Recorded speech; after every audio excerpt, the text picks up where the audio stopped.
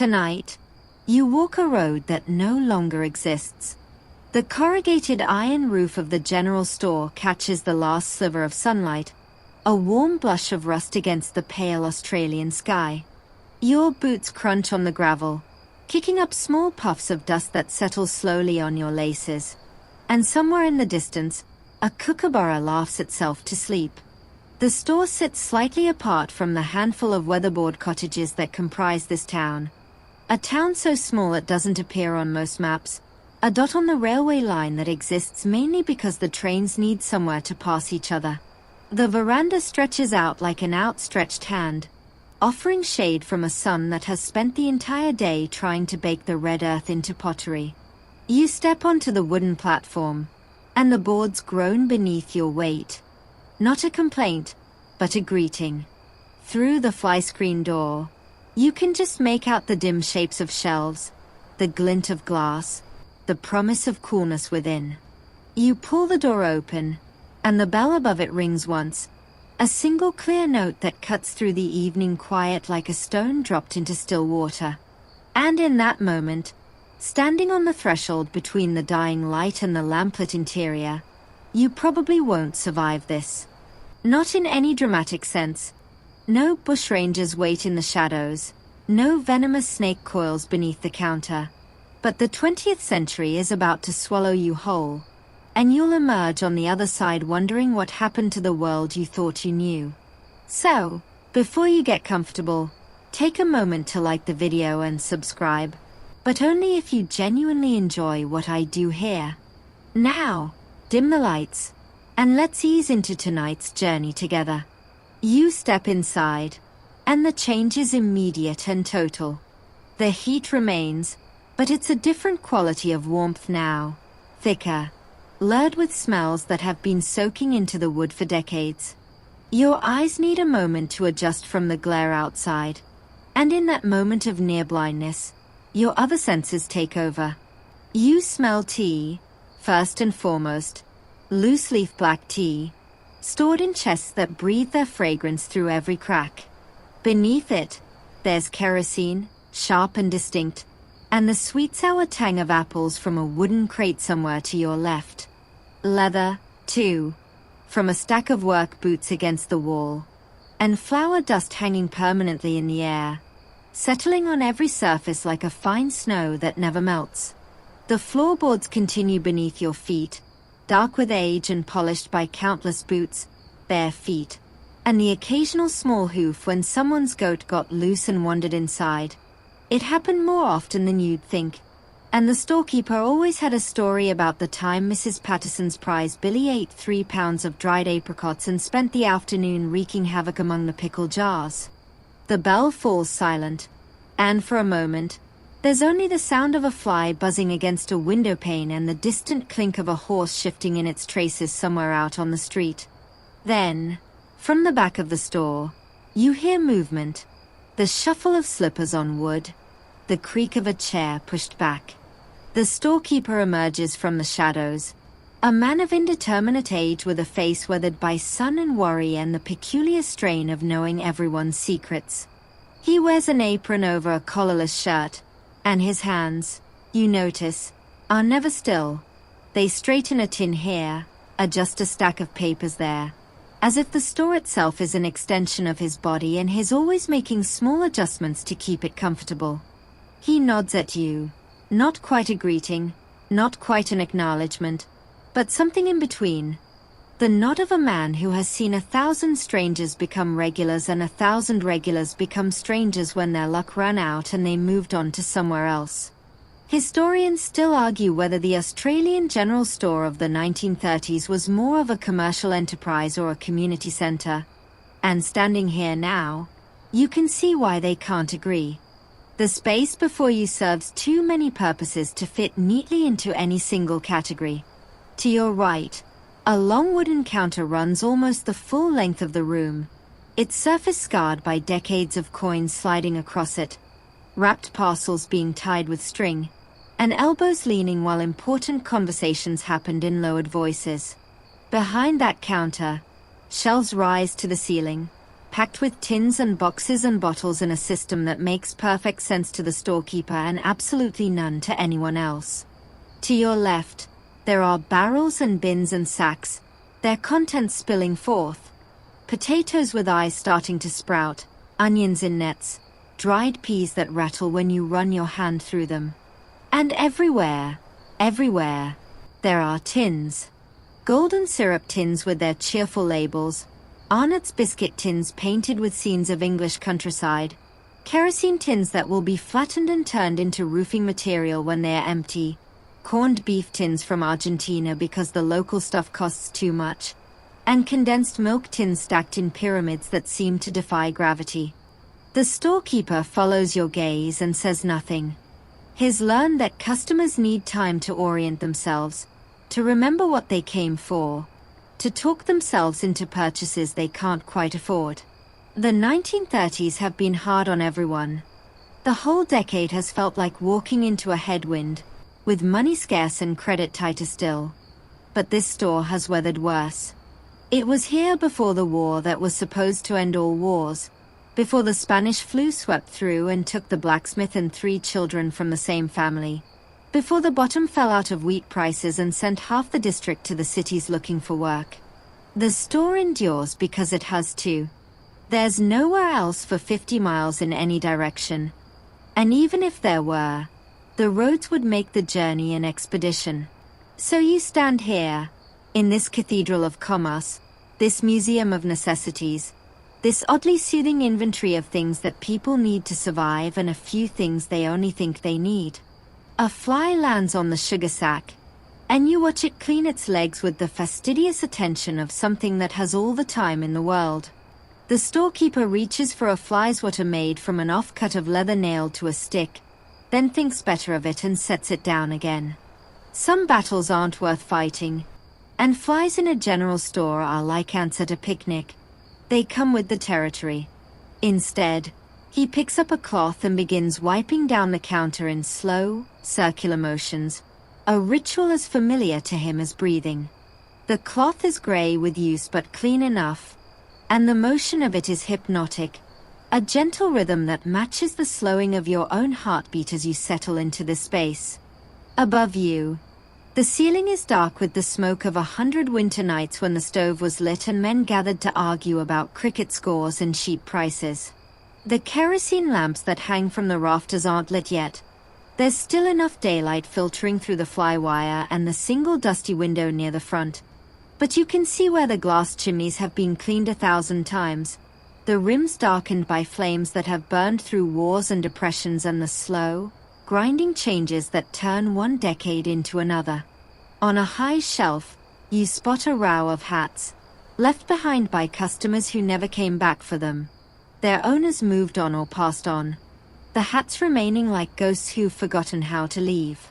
A fedora with a feather in the band, a cloth cap stained with sweat, a woman's cloche in a shade of green that went out of fashion before you were born. The storekeeper keeps them there because removing them would feel like erasing people. And in a town this small, you don't erase people. You just move their hats to a higher shelf and let the dust do its slow work. You take another step further into the store, and the floorboards speak beneath your feet. Not all at once, but in a graduated language of creaks and groans that map the terrain like a conversation between you and the timber. Each board has its own voice, its own history written in the flecks of aged wood, and you find yourself stepping carefully, not from caution but from a kind of respect, as if you're walking across someone's memories. Near the door, the boards are worn smooth, hollowed out by decades of feet entering and exiting, the grain polished to a soft sheen that catches what little light remains. Further in, where the traffic thins, the wood is rougher, darker, stained by years of spills and drips and the slow absorption of everything that's ever been carried across it. You notice, too, the sawdust. Not much of it now, just a faint scattering near the pickle barrels, but enough to remind you that this floor has been swept 1,000 times with a particular purpose in mind. The storekeeper catches you looking and offers a rare piece of explanation. delivered in the flat tones of a man who said the same thing 100 times before. "Tea leaves," he murmurs, gesturing vaguely at the floor. "Best thing for settling the dust. Sweep them up with the sawdust, and the place stays fresh." And suddenly you're seeing the floor differently, understanding that the faint, almost imperceptible scent rising from the boards isn't just old wood and spilled flour. It's tea, decades of tea, swept and scattered and trodden into the grain until the very fabric of the building has absorbed the essence of 1,000,000 cups brewed in homes across the district. Historians still argue whether grocers first started sprinkling tea leaves on their floors for practical reasons or as a form of subtle advertising, the fragrance wafting out onto the veranda and drawing customers in with its promise of warmth and comfort. Either way, the effect is the same. You're walking on the ghosts of afternoons, on leaves that once steeped in pots while families gathered and news was shared and the world outside, with all its troubles, briefly receded. You look more closely at the floor now, and you begin to read its geography like a map of human movement. Deep grooves lead to the sugar barrel, worn by generations of feet approaching that particular spot with the focused intent of shoppers who knew exactly what they needed. A smoother, more diffuse where pattern spreads before the counter, where people stood and waited and shifted their weight while credit was noted and change was counted and conversations stretched into the comfortable silence of country transactions. Near the hardware corner, you see dark stains, oil, probably, dripped from cans carried out to waiting wagons, or perhaps blood, from the time someone brought an injured dog inside hoping the storekeeper might have something in his patent medicine collection that could help. He didn't, but the dog survived anyway, and for years afterward it would limp in every market day and curl up in that exact spot, leaving its own small contribution to the floor's accumulated history. The boards creak again as you shift your weight, and the sound triggers something in your memory, a half-remembered fact about how these floors were laid, the timber cut from local forests and milled by men who understood that wood is alive, that it breathes and moves and settles over time. The storekeeper's father built this place, or maybe his grandfather. The story shifts depending on who's telling it and how much they've had to drink, and he laid these boards with nails hammered by hand, each one driven with the knowledge that he was building more than a store. He was building a landmark, a place that would outlast him, that would hold the weight of his community long after his own weight had returned to the red dust outside. And you, standing here now, are part of that continuity, another pair of feet adding your own infinitesimal wear to the hollows carved by those who came before. Beneath the tea leaves and the sawdust, the floor has absorbed other things too. A dark ring near the counter marks where a bottle of Worcestershire sauce shattered in 1923, its pungent contents soaking into the wood and leaving a stain that no amount of scrubbing could ever remove. Near the fabric bolts, there's a pale patch where bleach spilled and lightened the timber, a reminder that not all accidents are dark ones. And along the baseboards, you notice a faint line of what might be water damage, the ghost of a long-ago flood when the creek rose after unprecedented rains and the water crept across the floor before receding and leaving behind a tide line of silt and memory. The storekeeper's wife at the time, a woman whose photograph hangs somewhere near the till, though you haven't spotted it yet, spent 3 days on her hands and knees scrubbing that silt from between the boards, and she never quite forgave the creek for its transgression. You look down at your own feet, at the boots that have carried you here, and you wonder how many other feet have stood in this exact spot. Thousands? Certainly. Tens of thousands? Possibly. Farmers in boots caked with mud from paddocks that never quite yielded enough. Their wives in sensible shoes that had walked miles of domestic routine. Children in bare feet, dancing impatiently while their mothers debated the relative merits of different flour brands. Swaggies passing through, their boots held together with string and hope, asking for a bit of tobacco on credit they'd never repay. Aboriginal stockmen from outlying stations, their presence tolerated but not welcomed, conducting their business quickly and leaving before the weight of white eyes became unbearable. All of them, Every single one left something behind. A scuff mark, a dropped coin, a story told to the storekeeper that he'd carry to his grave because some secrets are heavier than others and this floor has heard them all. A mouse skitters along the baseboard, and your eyes follow it to a shadowed corner where traps are set with bits of cheese gone hard and white. The storekeeper doesn't react. Mice are as inevitable as flies, and the traps are more ritual than solution. A way of pretending that the store's abundance doesn't extend to its rodent population. The truth, which everyone knows but no one mentions, is that every sack of flour contains a few mouse droppings. Every bag of sugar has been sampled by creatures who pay in contamination rather than coin. It's the way of things, the cost of doing business in a world without plastic wrap or sealed packaging. And you accept it or you go hungry. The floor knows this too. Beneath the tea leaves and the sawdust, beneath the stains and the wear patterns, there's a fine layer of detritus that includes 1,000 tiny reminders that humans are not the only creatures who find sustenance here. You shift your weight again, and the boards respond with a sound that might be a groan or might be a sigh. And you realize that you've been standing in one spot for several minutes, doing nothing but breathing and listening and feeling the store settle around you like an old dog curling up by the fire. The storekeeper has returned to his chair behind the counter, his presence reduced to the occasional rustle of newspaper and the soft click of a pencil being tapped against his teeth. He's in no hurry. Neither are you. The floor holds you both, connects you both, reminds you that in a world of constant motion and endless change, there's still something to be said for standing still and letting the timber speak. Your feet carry you almost unconsciously toward the left corner of the store, drawn by the glint of metal and the distinct smell of oil and rust that lingers there like a memory of industry. This is the hardware aisle, though aisle suggests a neatness that doesn't quite apply here. It's more of an accumulation, a gradual clustering of iron and steel that has spread outward over decades until it occupies its own territory. Kerosene tins are stacked 3 high, their soldered seams gleaming dully in the fading light.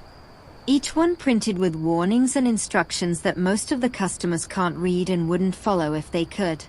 Beside them, horseshoes hang from nails driven directly into the wall, a dozen or more in graduated sizes, from the tiny shoes that might fit a pony to the massive curved plates meant for draft horses that could pull a plow through the stubbornest soil. You reach out and touch one. Feel the cold iron against your fingertips, the slight roughness where the farrier's hammer shaped it to a hoof that has long since returned to dust.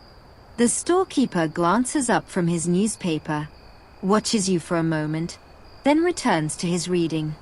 He's seen this before. City people, or people who've spent too long away from the land, drawn to the hardware corner like moths to a flame, fascinated by tools they can't name and implements whose purpose has faded into obscurity. But you're not a city person, not really. And the things you see here speak to you in a language you half remember. Words like windmill parts and fencing wire and stock salt that carry the weight of survival in a landscape that doesn't forgive mistakes. The fencing wire is coiled in loops that hang from the ceiling, miles of it in different gauges, enough to enclose half the district in barbed restraint. Next to it, rolls of chicken wire promise protection for vegetable gardens that are themselves protected by fences, an infinite regress of barriers against rabbits and kangaroos and the neighbor's wandering sheep. You notice a box on the floor, half hidden beneath a bench cluttered with mysterious metal objects. It contains drenching syringes, their nozzles worn smooth by thousands of doses poured down thousands of sheep throats, each one a small battle in the endless war against internal parasites that would otherwise consume the flock from within. Beside them, shearing handpieces are disassembled into their component parts, cogs and cutters and combs waiting for the attention of someone who understands their intricate choreography. The shearing shed on any decent property was a place of focused violence, the machine guns of the wool industry chattering through the long days of spring while the sheep emerged from their ordeal naked and bewildered and somehow smaller than they'd appeared with their fleeces intact. These tools, resting here in the quiet of the store, have participated in that violence, have whispered against the skin of 1,000,000 sheep, and they carry that history in the honed sharpness of their edges. Historians still argue whether the widespread availability of manufactured goods in remote areas helped or hindered rural communities in the 1930s. On one hand, stores like this one brought essential tools to places that would otherwise have had to make do with whatever could be fashioned from local materials. On the other hand, they created dependency on supply chains that stretched halfway around the world, on credit systems that could fail without warning, on the storekeeper's willingness to extend a line when the season turned bad and the checks stopped coming. You see evidence of both arguments in the hardware corner. The axe head stacked near the floor came from Sheffield. Their steel the product of English mines and English forges, shipped across oceans and carried by rail and finally by wagon to this dusty corner of a vast continent. But the handles leaning in the corner beside them are local, cut from Australian hardwoods by men who understood that English axes needed Australian hands to find their full purpose. The combination works, has always worked, but it's a marriage of convenience rather than destiny. Two halves of a tool that met by accident and decided to make the best of it. You pick up a coil of wire, feel its weight, the way it springs slightly in your hand as if eager to resume its proper shape. Fencing wire is the skeleton of rural Australia, the hidden structure that holds the landscape together. Without it, the sheep would wander, the cattle would roam, the carefully managed pastures would revert to something closer to wilderness. With it, boundaries become real, property becomes meaningful, the vast emptiness acquires a geometry that can be measured in miles of wire and counted in number of posts. The store sells posts too, or at least it did. You can see where they were once stacked against the outside wall, the faint circular stains marking where their ends rested against the weatherboards. But posts are bulky, difficult to transport, and most farmers cut their own from timber on their properties. The wire, though, the wire must be bought, must be carried home in the back of a utility truck or trailer, must be carefully unrolled and stretched and stapled until the boundary becomes real. Near the wire, you find a collection of traps, rabbit traps mostly, their steel jaws yawning open in silent hunger, but also a few larger ones meant for dingoes and wild dogs that preyed on lambs when the pickings elsewhere grew thin. You know, without being told, that these traps are illegal now, or will be soon. Their cruel efficiency falling out of favor as the country becomes more sentimental about its native wildlife and less tolerant of suffering. But in the 1930s, sentiment is a luxury few can afford. Rabbits are a plague, a biblical scourge that strips the land bare and competes with sheep for every blade of grass. Dingoes are murderers in fur, their kills left scattered across paddocks as taunting evidence of their skill. The traps are tools of war, and the storekeeper sells them without apology, displays them openly on the hardware counter alongside the kerosene and the horseshoes and the coils of fencing wire. Your fingers brush against a small tin, and you pick it up to examine it more closely. It contains axle grease, thick and black and smelling of the heavy industry that produced it. And you imagine it being applied to wagon wheels and windmill bearings and the moving parts of shearing stands, reducing friction in a world that already had too much of it.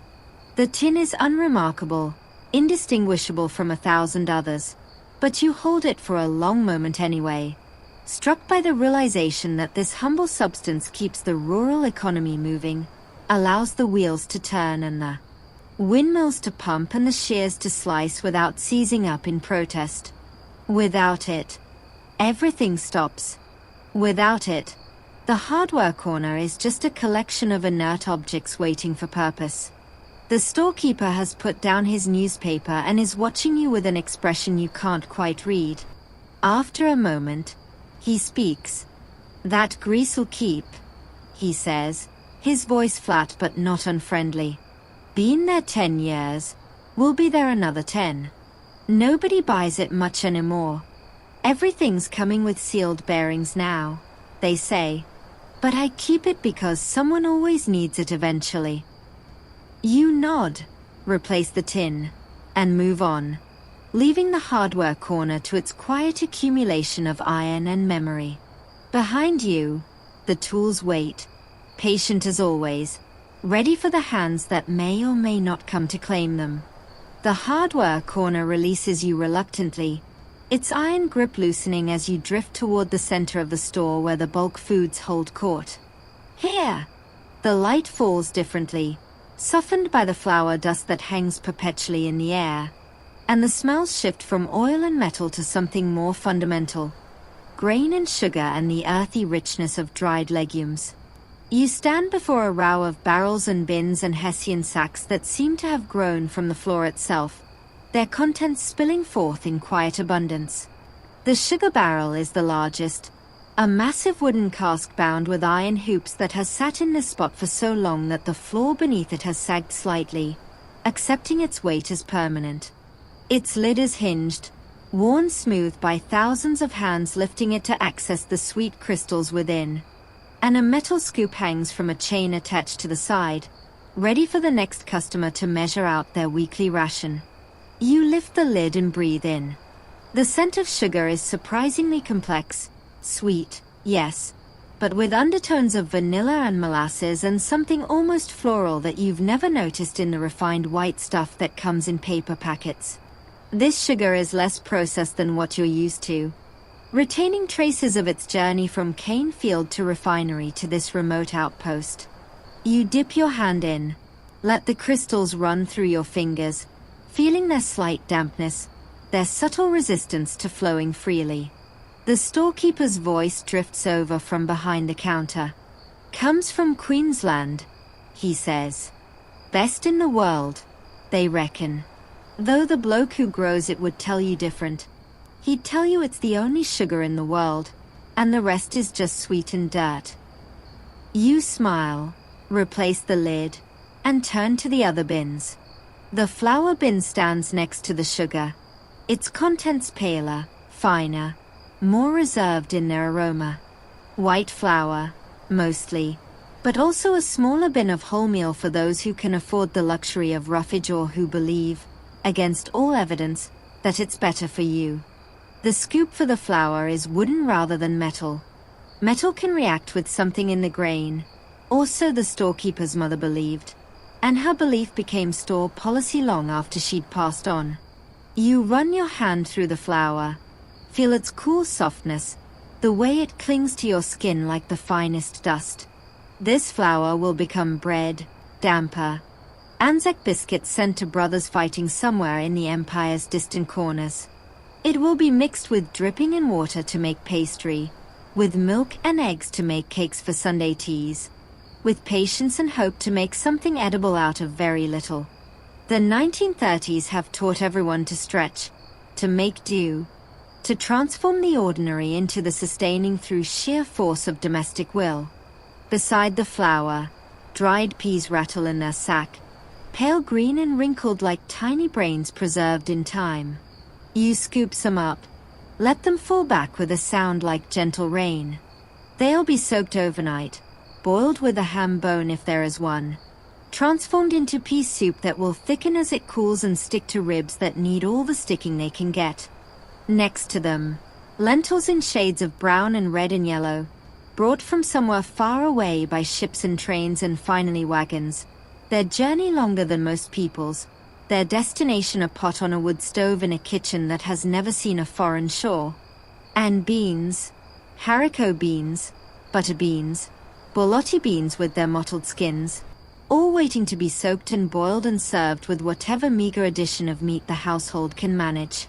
You come to a smaller barrel, set slightly apart from the others, and you pause because something about it feels different. Its lid is heavier, better fitted, and when you lift it you understand why. Inside, dark and viscous, is treacle, the poor relation of the sugar family. The dark syrup that flows where molasses has been boiled and reboiled until it surrenders every last grain of sweetness it possesses. The smell rises to meet you, rich and slightly bitter. with undertones of industrial process that speak of factories and chimneys and workers whose skin was permanently stained by the stuff. Treacle was medicine once, or at least believed to be, spooned into reluctant children who were told it was good for their blood. It was sweetener for those who couldn't afford proper sugar, flavoring for gingerbread and parkin and the heavy puddings that filled stomachs on cold winter nights. And it was, you suddenly remember, at the center of one of the most peculiar controversies in Australian retail history. The treacle tin. You've seen them, flattened and repurposed as roofing material, as water containers, as the walls of improvised shelters in places where proper building materials were scarce. But in the early 1930s, a shipment of treacle tins arrived in Melbourne with labels that caused an immediate scandal. The labels showed a contented family gathered around a table, the mother serving treacle pudding while the father beamed and the children smiled in wholesome delight. The problem was the family. They were black, not Aboriginal Australian, but African American, imported from American advertising materials without anyone considering how they might be received in a country still wrestling with its own racial attitudes. Some stores refused to stock the tins. Others sold out within hours, customers curious to own what quickly became a collector's item. Historians still argue whether the controversy reflected genuine racism or simply awkwardness with unfamiliar imagery. But the treacle tins themselves disappeared within months, recalled by a company anxious to avoid further embarrassment. A few survived in sheds and barns and the collections of people who saved things because you never knew what might become valuable.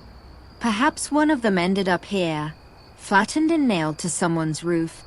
Its scandalous image faded by sun and rain until the family depicted was barely visible. You close the treacle barrel carefully, letting the lid settle into its groove, and move on to the rice sacks. Rice from Asia, mostly, shipped in by the same companies that brought tea and spices and the other treasures of the East. It's cheaper than you'd expect, cheaper than potatoes in some seasons, and you know without being told that many families in the district rely on it as their staple, boiling it up in large pots and serving it with whatever gravy or dripping or thin meat juice they can muster.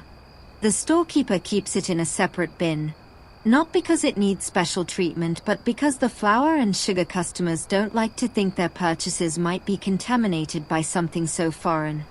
Even here, at the edge of everything, the world's divisions assert themselves in small ways. A woman enters the store, the bell announcing her arrival with its single clear note.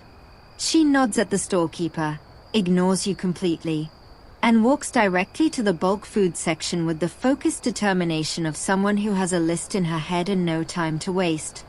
She lifts the sugar lid, scoops precisely 2 pounds into a paper bag she's brought from home, weighs it on the hanging scales with practiced efficiency, and adds a penny to the pile on the counter before moving to the flour.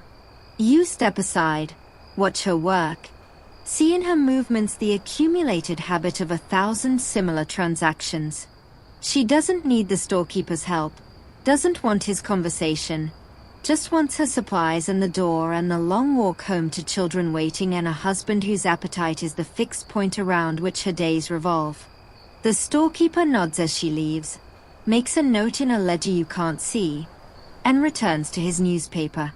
The transaction is complete, the rhythm maintained, the store's quiet purpose fulfilled once more.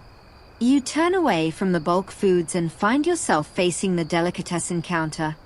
Though delicatessen is perhaps too grand a word for what sits before you. It's a counter, yes, wooden, scarred, with a glass display case that has long since clouded to near opacity, and behind it, against the wall, stands the bacon cutter. The machine is beautiful in the way of well-made tools, its cast iron painted cream and green, its chrome fittings polished by countless wipes of a damp cloth, its circular blade gleaming even in this dim light. You step closer, drawn by the same force that pulls children to dangerous things, and you see where the metal has been worn by years of use, where the handle has been gripped by hands that knew exactly how much pressure to apply, where the blade has been sharpened so many times that it's slightly smaller than when it left the factory. This machine has sliced through more pigs than you could count, has reduced whole animals to breakfast rashers and sandwich fillings and the thin slivers of ham that made Sunday tea feel like an occasion.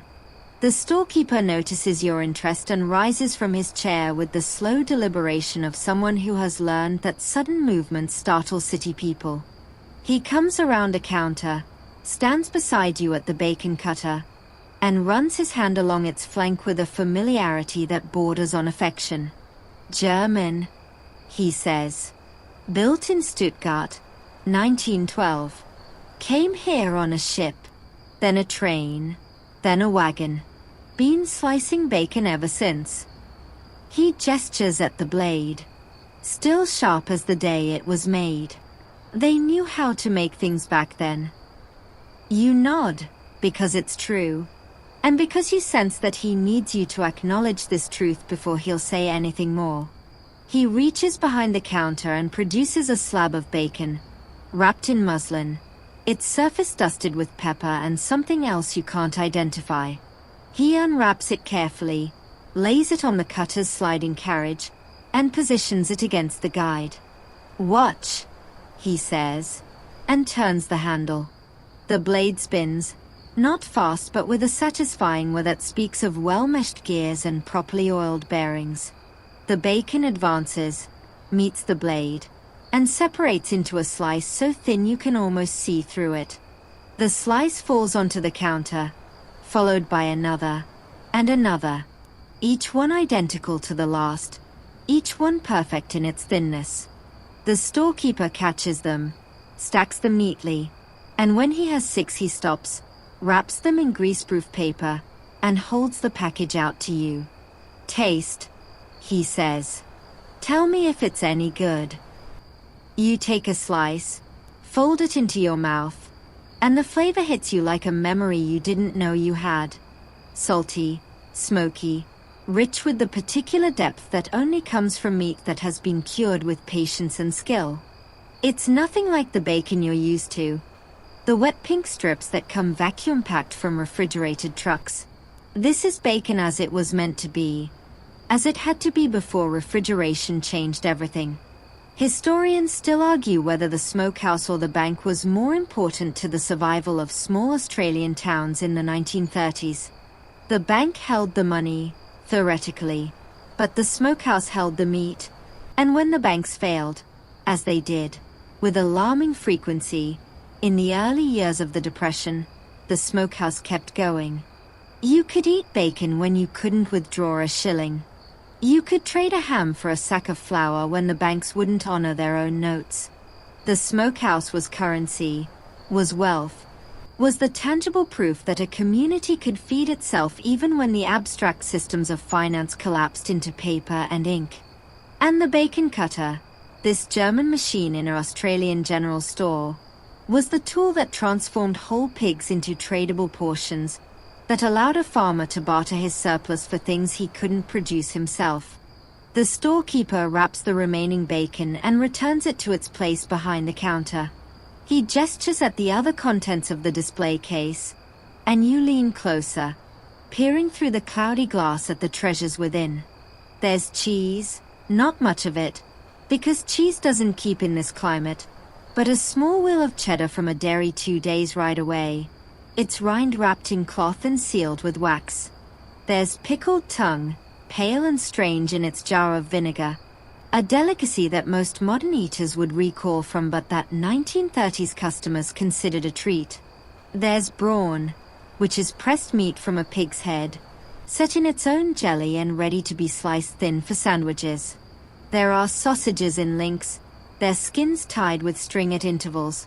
Their contents a mystery that no one thought to question because questioning where meat came from was a luxury reserved for those who'd never been truly hungry. Above the counter, hanging from hooks, more meats dangle in various stages of readiness. Hams wrapped in muslin, their surfaces darkened by smoke and age.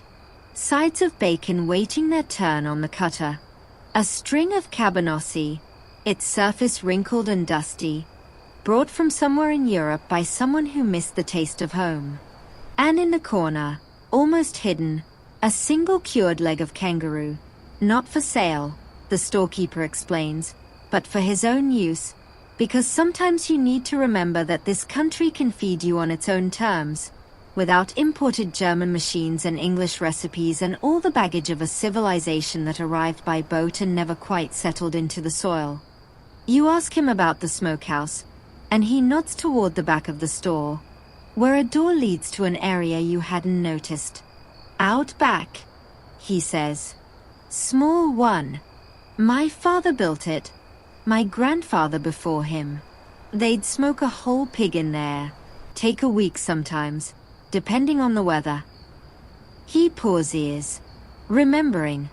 The smell would carry for miles. You'd know, when the wind was right, that someone was smoking meat, and you'd find yourself walking in that direction without quite meaning to. He smiles, a rare expression that transforms his weathered face into something almost youthful. I ever tell you about the time a swaggy tried to steal a ham? Crawled in through the smokehouse window in the middle of the night, got himself stuck halfway. We found him in the morning, legs kicking, ham just out of reach. My mother made him breakfast before we let him go. The smile fades. He came back, years later, with money to pay for that ham. Wouldn't take no for an answer. Said it was the best thing he ever tasted, and he'd been saving up ever since. You look at the bacon cutter, at the hams hanging above, at the small display of cheeses and pickled things behind clouded glass, and you understand that this corner of the store is more than just a place to buy meat. It's a monument to preservation, to the human determination to defeat spoilage and decay through the application of salt and smoke and patience. In a world without refrigeration, without freezers or vacuum packs or any of the technologies that modern eaters take for granted, the smokehouse and the bacon cutter were what stood between you and hunger. They turned the abundance of slaughtering season into the sustenance of the lean months. They transformed a whole animal, too large to eat before it spoiled, into portions that could last for weeks or months. They were, in their way, as vital as the plow and the scythe, as essential as the well and the woodpile. The storekeeper returns to his chair, leaving you alone with the bacon cutter. You reach out, touch the handle, feel the slight resistance as you turn it, not engaging the blade, just feeling the mechanism move, the gears mesh, the whole machine respond to your touch like a sleeping animal acknowledging your presence. Somewhere out back, you imagine, the smokehouse waits, its walls blackened by decades of fires, its hooks empty but ready. And you think about the pigs that have passed through it, the families that have eaten from it, the community that has gathered around it in ways both literal and figurative. The bacon cutter gleams in the dim light, patient and enduring, waiting for the next slab of meat, the next transaction, the next small moment of sustenance in a world that offers no guarantees. You drift away from the bacon cutter, your fingers still tingling from the brief contact with its cool handle, and find yourself drawn toward the far wall where bolts of fabric lean against each other like old friends resting after a long conversation. The calico is closest, stacked in bolts that reach nearly to your shoulder. Its unbleached creaminess the color of flour sacks and flour sacks' many afterlives. You run your hand across the top bolt, feel the coarse weave, the way it catches slightly on any roughness in your skin. This is fabric for aprons and work shirts and the bags that held the flour before the flour came in paper. Fabric for the 100 small uses that require something sturdy and cheap and not too precious. Behind the calico, bolts of printed cotton offer patterns that seem impossibly bright in this dim space. Tiny flowers in faded pinks, geometric prints in blues that have softened with age. One bolt of a peculiar orange that you suspect looked better in the catalog than it does in person. You pull a bolt partly out, let the fabric unspool a little, feel its weight in your hands. Cotton, probably from Lancashire or maybe from Indian mills that undercut the English prices and started arguments in Parliament about empire and loyalty and the true cost of a cheap dress. The storekeeper would have heard those arguments, would have nodded along with whichever customer was speaking at the time, would have privately ordered whichever fabric made him the best profit regardless of its origins. Politics was for newspapers and pub arguments and the letters page of the Farming Weekly. The store dealt in goods, not principles, though principles sometimes came wrapped around the goods like the brown paper that protected a length of fabric from dust and light. Historians still argue whether the shift from home-sewn to ready-made clothing in Australia happened gradually or in sudden lurches. But standing here among the calico and the printed cottons, you can feel the tension of that transition in the very air. The store sells both, after all, fabric for those who sew, and on a separate shelf, neatly folded and stacked, a small selection of ready-made garments for those who don't. Shirts in 2 sizes, too big and too small, their collars stiff with factory starch. Trousers in a brown so neutral it seems to apologize for its own existence. Dresses that hang limply from hangers, their shapes suggesting a body that never quite arrived. The ready-mades are more expensive, always have been, because you're paying for the labor as well as the cloth, and labor in the 1930s is cheap but not that cheap. Yet they sell, slowly but surely, to people who have more money than time or more shame than either. People who can't bear to be seen in home-sewn clothes that might betray their circumstances with an uneven hem or a misaligned collar.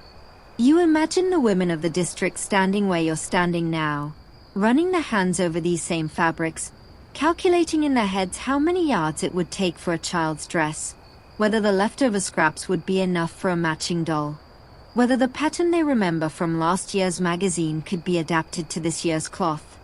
Dressmaking was economy, was artistry, was the line between respectability and its opposite. A woman who could sew could clothe her family for half what it would cost to buy ready-made, could turn flour sacks into underwear and feed sacks into dresses with only the printed brand names to give them away, and those could be faded with careful washing or covered with a well-placed pocket. A woman who couldn't sew was dependent on the store's limited selection or on mail orders that took weeks to arrive and never quite fit right. You notice a small table near the fabric bolts, its surface covered with haberdashery in small glass-fronted boxes. Buttons, hundreds of them, sorted by color and size and material. Mother of pearl that catches the light, plain white bone, dark wood. One box of glass buttons in colors so vivid they seem to glow. Thread on wooden spools, the ends of each spool tucked into a slot to prevent unraveling. The colors ranging from basic black and white to a surprising array of shades that suggest someone once believed in matching thread to fabric exactly. Needles and paper packets, their points protected by waxed paper. Their eyes so small you'd need a magnifying glass and more patience than most people possess. Pins stuck into a tomato-shaped cushion that has faded from red to something closer to pink, its surface marked by decades of pinpricks like tiny scars. A box of tape measures catches your eye. The fabric tapes coiled in their plastic cases, the numbers printed in black on yellowed white. You take one out, let it unspool, watch the numbers march past, inches on one side, centimeters on the other. A small betrayal of the empire's slow retreat from measurement purity. 60 inches, 150 centimeters, enough to circle a waist or measure a hem or determine how much fabric remained on a bolt that was almost sold out. You rewind it carefully, return it to its box, and wonder how many dresses have been fitted with this exact tape, how many alterations marked, how many growing children measured against its unspooling length. The storekeeper's wife appears from somewhere behind the counter. You didn't see her arrive, didn't hear the door that must lead to the living quarters at the back. She's smaller than her husband, quieter in her movements, but her eyes take in everything as she approaches the fabric section. She nods at you, not quite a greeting, and begins straightening the bolts that you've disturbed, her hands moving with the automatic precision of long practice. She refolds a length of calico that you barely touched, smooths a wrinkle in a printed cotton, adjusts the stack of ready-made shirts so their collars align perfectly. Her wedding ring is worn thin, almost transparent at one edge, and you wonder how many years it's taken to wear gold down to nothing. She speaks without looking at you. My mother taught me to sew on a machine that her mother brought from England. Treadle machine, black cast iron, painted with gold scrolls. Took up half the kitchen. She stops straightening, stands still for a moment. I sold it. Last year. Didn't have room. Didn't have use. The young women now, they buy ready-made, or they go without. Her hands resume their work. Sometimes I think I should have kept it. Sometimes I think it's better gone. She moves away, disappears through the same door she came from, leaving you alone with the fabric and the buttons and the complicated weight of progress. You look again at the ready-made dresses, at their limp shapes and neutral colors, and you try to imagine them on the women who might buy them. A farmer's wife, perhaps, with no time to sew and just enough money to avoid the shame of homemade. A school teacher, new to the district, needing to establish herself as someone who belonged without quite fitting in. A widow, her sewing machine sold along with half her furniture, making do with whatever the store can offer. The dresses wait, patient as everything in this store, ready to be chosen or ignored as circumstances dictate. Behind you, the fabric bolts lean against each other, their patterns faded but still visible, their fibers holding the dust of years. Somewhere in a kitchen not far from here, a woman sits at a treadle machine, guiding cotton beneath a jumping needle, turning the store's calico into a child's school dress. The machine's iron foot rises and falls, keeping time with the rhythm of her feet on the treadle. Outside, the sun continues its slow descent toward the horizon, and inside, the store holds its breath, waiting for tomorrow's customers, tomorrow's choices, tomorrow's small negotiations between necessity and desire. The light has shifted while you've been wandering, deepening from late afternoon to something closer to dusk, and the store's interior has responded by retreating further into shadow. You find yourself drawn toward a corner you hadn't noticed before, set back near the rear wall, where shelves of bottles and boxes huddle together like patients in a doctor's waiting room. This is the apothecary section, though no self-respecting apothecary would claim it. A collection of patent medicines, liniments, tonics, and cures that promise everything and deliver, at best, a brief distraction from whatever ails you. The bottles are mostly glass, brown and blue and clear, their labels yellowed and peeling at the edges, their contents ranging from clear liquids to murky suspensions that might contain almost anything. You step closer, and the smell hits you, not unpleasant exactly, but medicinal in the old sense, a combination of alcohol and herbs and something chemical that you can't quite place. The shelves are arranged without obvious system, as if medicines were placed wherever they happened to land and never moved again. Here, a row of cough mixtures in squat bottles with cork stoppers, their labels promising relief from all chest complaints without specifying what relief might consist of. There, a collection of liniments in flat tins, their contents described as penetrating and warming, which you suspect means they contain enough alcohol to numb the skin and enough capsaicin to make you forget about your original pain in the face of this new one. Above them, stacked in precarious towers, boxes of laxatives in every conceivable form. Pills, powders, liquids, even a suppository that looks like something from a nightmare. The 1930s are constipated, apparently, or at least deeply concerned about the possibility of becoming so. You pick up a bottle of something called Dr. Mackenzie's Wonderful Tonic, its label illustrated with a man who looks remarkably healthy considering he apparently needs a tonic. The ingredients list is vague: herbal extracts, mineral compounds. alcohol 25%. And you calculate that a generous dose of this medicine would probably cure whatever ails you by the simple expedient of making you too drunk to care. You set it down carefully, and your hand brushes against another bottle. This one smaller, darker, its label less elaborate. You read it, and what you read makes you pause. Dr. Kilmer's Swamproot Kidney Cure. The illustration shows a serene swamp, complete with lily pads and a heron, as if kidney disease could be cured by looking at wetlands. But it's not the swamp root that catches your attention. It's the fine print, almost invisible now, that lists the ingredients and includes, among the herbal extracts and mineral compounds, something called saw palmetto berry and something else called buchu leaf and, right at the bottom, a single word that stops you cold: cocaine. You look more closely, tilt the bottle toward what light remains, and yes, there it is. Cocaine, listed without apology or euphemism, as if it were as ordinary as aspirin or bicarbonate of soda. And you remember, suddenly, that this was once normal, that the early decades of the 20th century were a kind of pharmacological Wild West where almost anything could be sold as medicine and almost anything could be put into it.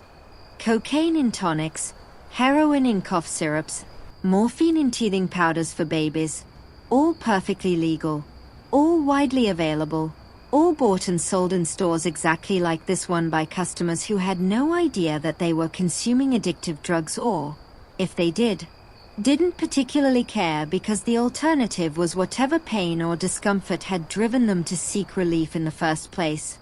Historians still argue whether the regulation of patent medicines in Australia came too late or just in time. But standing here with this bottle in your hand, you can feel the weight of that debate in a very personal way. The bottle is perhaps 30 years old, dating from before the various Pure Foods Acts and Therapeutic Goods Administrations that would eventually strip such products from store shelves. In 1930, it's still here, still for sale. Though you suspect that the cocaine content has long since degraded or perhaps been removed by some earlier reformulation. The label is the only evidence that it ever existed, a small monument to a time when medicine was as much about hope as science, when a pretty picture and a bold promise were enough to convince people to put almost anything into their bodies. You put the bottle back carefully, as if it might break, and continue your examination of the apothecary corner. Here's a box of antiphlogistin, whatever that is, its name suggesting something that fights phlogiston, an element that scientists stopped believing in a century ago. Here's a tin of Mexican Mustang liniment, its label illustrated with a rearing horse and testimonials from satisfied customers claiming it cured everything from rheumatism to saddle sores. Here's a bottle of Lydia E. Pinkham's vegetable compound, famous for its alcohol content, enough to preserve the vegetable ingredients indefinitely, and for the portrait of Lydia herself on every label, her serene face promising relief from female complaints that no respectable woman would discuss in public. A small cardboard box catches your attention, its corners soft with age, its top decorated with an image of a smiling baby. Inside, you find a row of small paper packets, each containing Mrs. Winslow's soothing syrup, intended for teething infants. The ingredients, listed in tiny type, include morphine. You close the box quickly, not wanting to think about babies given morphine for teething, about mothers who trusted that anything sold in a general store must be safe, about the quiet tragedies that must have unfolded in farmhouses across the district as a result of such trust. But you can't unsee it, can't unknow it, and the apothecary corner suddenly feels darker than before, its promises heavier, its cures more complicated. Next to the baby syrup, almost hidden behind a stack of liniment tins, you find a small brown bottle with no label at all. You pick it up, hold it to the light, see that it contains a dark liquid that leaves a residue on the glass when you tilt it. This, you suspect, is something else entirely, not a patent medicine but a private remedy, Something compounded by the storekeeper himself, or perhaps by a customer who brought it in for reasons you can't guess. The cork is worn, clearly reused many times. And when you carefully remove it, the smell that emerges is unlike anything else in this corner. Herbal, yes, but also sharp, almost acrid, with undertones of something that might be kerosene or might be something worse. You recork it quickly, return it to its hiding place, and decide not to ask. The storekeeper has appeared at your elbow without you hearing him approach. He looks at the bottle you just replaced, then at you, and his expression is impossible to read. "That's not for sale," he says quietly. "Belonged to a woman out past the river. She made it herself, brought it in when she got too old to keep making it. Asked me to hold it for her, in case she ever needed it again." He pauses. "She never did. Died 3 years ago. I keep it because it seems wrong to throw it away." You nod, not knowing what to say, and he turns away, leaving you alone again with the medicines and the liniments and the small brown bottle that holds someone's private formula against whatever ailed them, preserved now like a relic in this corner of the store. The light has continued to fade while you've been exploring, and the apothecary corner is now mostly shadow. The bottles and boxes retreating into darkness as if embarrassed by their own contents. You take a last look, trying to imprint the scene in your memory. The promise of cures, the weight of hope, the small brown bottles and bright tins that once represented someone's best chance against pain or fear or the simple terror of not knowing what was wrong. Then you turn away, leaving the medicines to their long night, and move toward the front of the store where the light is still strong enough to see by. You emerge from the apothecary's shadows like a swimmer breaking the surface, your lungs filling with air that tastes less of medicine and more of sugar and flour and the comfortable ordinariness of everyday commerce. Before you, near the front window where the last of the daylight pools on the floor, stands the confectionery counter, a low glass case that has captured the imagination of every child who has ever entered this store. You approach it slowly, the way you might approach something precious and fragile, and you look down through the glass at treasures that have waited decades for your attention. The jars are glass too, tall and cylindrical with metal lids, their contents arranged in rows that speak to a lost logic of classification. Here, clear jars hold boiled lollies in colors that have faded to soft pastels, pink, yellow, green, white, their surfaces slightly sticky even through the glass. There, smaller jars hold more precious things. Clove balls that promise to numb your tongue, aniseed twists that taste of licorice's sharper cousin, peppermint drops that cool your mouth as they dissolve. You kneel, bringing your eyes level with the display, and you see details that were invisible from standing height. The glass is not perfectly clear. It has the slight waviness of old manufacture, the tiny bubbles that speak of craftsmanship before automation. Some jars have paper labels pasted to their fronts, the handwriting faded but still legible. Lemon drops, chocolate bullets, horehound, tubes. Others rely on color alone to identify their contents, and you find yourself playing a game of matching hues to flavors. Red must be raspberry, yellow must be lemon. But what about the pale lavender ones, or the ones that are almost but not quite green? The storekeeper would know, would have known for decades, could probably tell you the flavor of each jar without looking, from memory alone. The children of the district knew these jars too, knew them with the intimate knowledge of desire. For a halfpenny, a coin so small it seemed almost imaginary, a child could buy a small paper bag of mixed lollies, the storekeeper's hand dipping into jars with practiced generosity, the bag filling with colors and flavors that would be rationed out over the long walk home. For a penny, you could get twice as many, or you could buy something more substantial, a block of chocolate wrapped in foil, a licorice strap that could double as a belt in emergencies, A sherbet bomb that exploded on your tongue with citric acid and sugar and the peculiar pleasure of controlled danger. The storekeeper kept a small notebook for children's credit, recording halfpennies owed against halfpennies eventually paid, teaching the first lessons of commerce and obligation to customers who could barely see over the counter. Historians still argue whether the introduction of packaged sweets in the 1920s and 1930s helped or harmed the small storekeeper.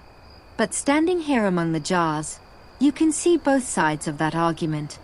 The jars are beautiful, yes, but they are also labor-intensive.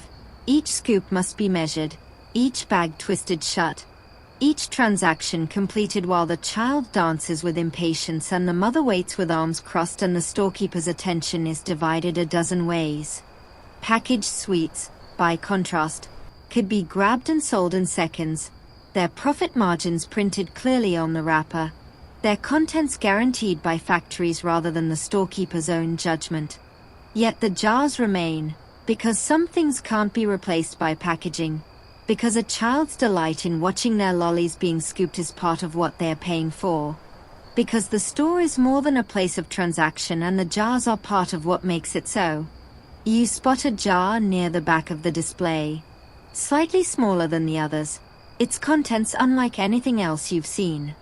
The label says penny licks in careful handwriting, and you lean closer, trying to understand what a penny lick might be. The jar is empty, or nearly so, just a faint residue at the bottom, a ghost of whatever once filled it. But you've heard of penny licks, read about them in histories of confectionery, and you know that what you're looking at is the relic of a practice that disappeared for reasons both practical and hygienic. A penny lick was exactly what it sounds like. For a penny, you could lick a small glass dish of ice cream or flavored syrup, then return the dish to be licked clean by the next customer. The same dish, used by dozens of children, washed rarely if at all, carrying who knows what from mouth to mouth.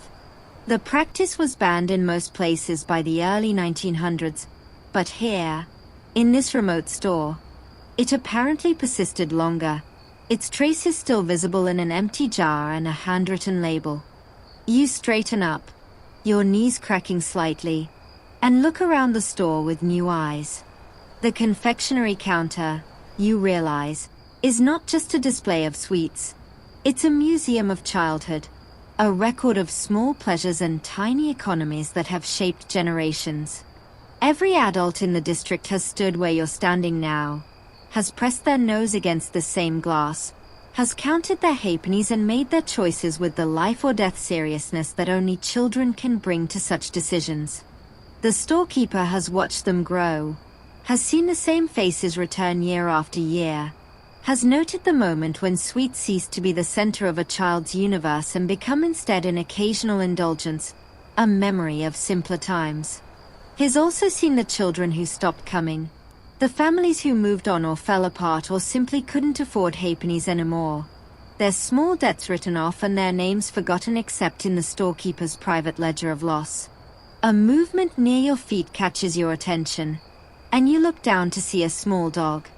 A terrier of some kind, mostly white, with one brown ear and a tail that wags in hopeful circles.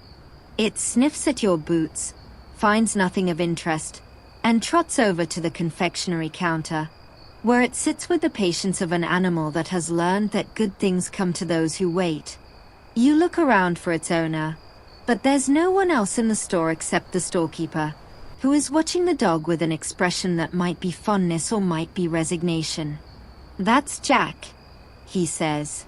"Belongs to the schoolteacher's kids. Comes in every day about this time. Waits for whatever they might have dropped." The dog's tail wags harder at the sound of its name, but it doesn't move from its position. It has learned that patience pays, that the floor beneath the confectionery counter sometimes yields treasures, that a child's clumsiness is a dog's opportunity. You reach into your pocket, find a penny, and point at a jar of butterscotch. The storekeeper rises, comes to the counter, and dips his hand into the jar with the practiced ease of decades. He brings out a small handful of golden discs, places them in a paper bag, twists the top, and hands them to you. The transaction takes seconds, but in those seconds you feel the weight of all the similar transactions that have happened here. The children standing on tiptoe, the mothers counting coins, the storekeeper's hand moving from jar to bag with the rhythm of long habit. You take a butterscotch from the bag, put it in your mouth, and let it dissolve slowly, its sweetness spreading across your tongue like a memory of every happy moment you've ever had. The dog watches you intently, hoping perhaps that you'll drop one, and you break off a small piece and toss it gently in its direction. It catches the fragment in midair, swallows without chewing, and returns to its position, tail wagging hopefully. The storekeeper watches this exchange without comment, but something in his posture softens slightly. He reaches into the jar himself, takes a butterscotch, and puts it in his mouth with the casual familiarity of someone who has done this thousands of times. For a moment, the three of you, the storekeeper, the dog, stand in companionable silence, letting sugar work its ancient magic. Outside, the light continues to fade, and inside, the jars of sweets gleam softly in the deepening shadows, waiting for tomorrow's children, tomorrow's halfpennies, tomorrow's small pleasures.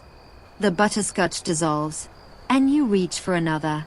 And for this moment, at least, everything is exactly as it should be. You lean against the counter, letting the butterscotch melt on your tongue, and your eyes drift to the space behind it where the storekeeper conducts the real business of the store. The counter itself is a landscape of use. Dark wood worn smooth at the edge where countless arms have rested, small dents where coins have been counted out, a deeper groove where the storekeeper's thumb has pulled the drawer of the till open tens of thousands of times. Behind it, on a low shelf, you see the ledgers. They are not arranged neatly, nothing in this store is, but stacked in piles that the storekeeper can reach without standing, their leather spines cracked with age, their pages swollen with the ink of decades. You lean further, trying to read the labels written on their covers in fading ink, and you make out names and dates and the occasional word that might be paid or owing or settled. The storekeeper notices your interest and, after a moment's hesitation, reaches down and lifts one of the ledgers onto the counter. He opens it carefully, the way you might open something fragile, and pushes it toward you. The pages are covered in handwriting, not the storekeeper's hand, you realize, but someone else's, older, more formal. The letters formed with a fountain pen that left occasional blots where the writer paused to think. Debits and credits in columns, names you don't recognize in a script that loops and curls across the page. Beside each name, numbers that represent pounds, shillings, pence, the currency of a world that will soon disappear, replaced by decimals and dollars and the cold arithmetic of progress. You run your finger down a page, feeling the slight indentation where the pen pressed, and you pause at an entry that catches your attention. Mrs. Thompson, flour and sugar, 2/6. Settled in eggs, 3 dozen. This, you realize, is the heart of the store's economy. Not cash, not really, but exchange, barter, the endless negotiation between what people need and what they have to offer. Mrs. Thompson had eggs, didn't have money, and the storekeeper accepted her eggs as payment because eggs could be sold to someone else, or used in his own kitchen, or traded to the baker for bread. The ledgers are full of such transactions, a side of bacon exchanged for a pair of boots, a day's labor for a bag of flour, a promise to pay when the wool check came in transformed into a line of credit that might stretch for months. The storekeeper is banker, bookkeeper, and confessor all at once, holding in his ledgers the economic history of the entire district, written in ink and trust, and the occasional bad debt that he'll never collect but can't bring himself to write off. Historians still argue whether the credit systems of rural stores helped families survive the Depression or trapped them in cycles of debt that could never be escaped. Looking at these pages, You can see both possibilities written in the same entries. Here's a name with a long column of debits and no credits at all. The debt growing month by month until it suddenly stops. The family moved on, perhaps, or died, or simply couldn't face the storekeeper anymore and started shopping somewhere else. Here's another name with a careful balance maintained over years. Small debts followed by small payments. The rhythm of survival in hard times. And here, near the back of the ledger, a name with a single entry. Settled in full, God bless. You don't ask what that means. The storekeeper doesn't offer to explain.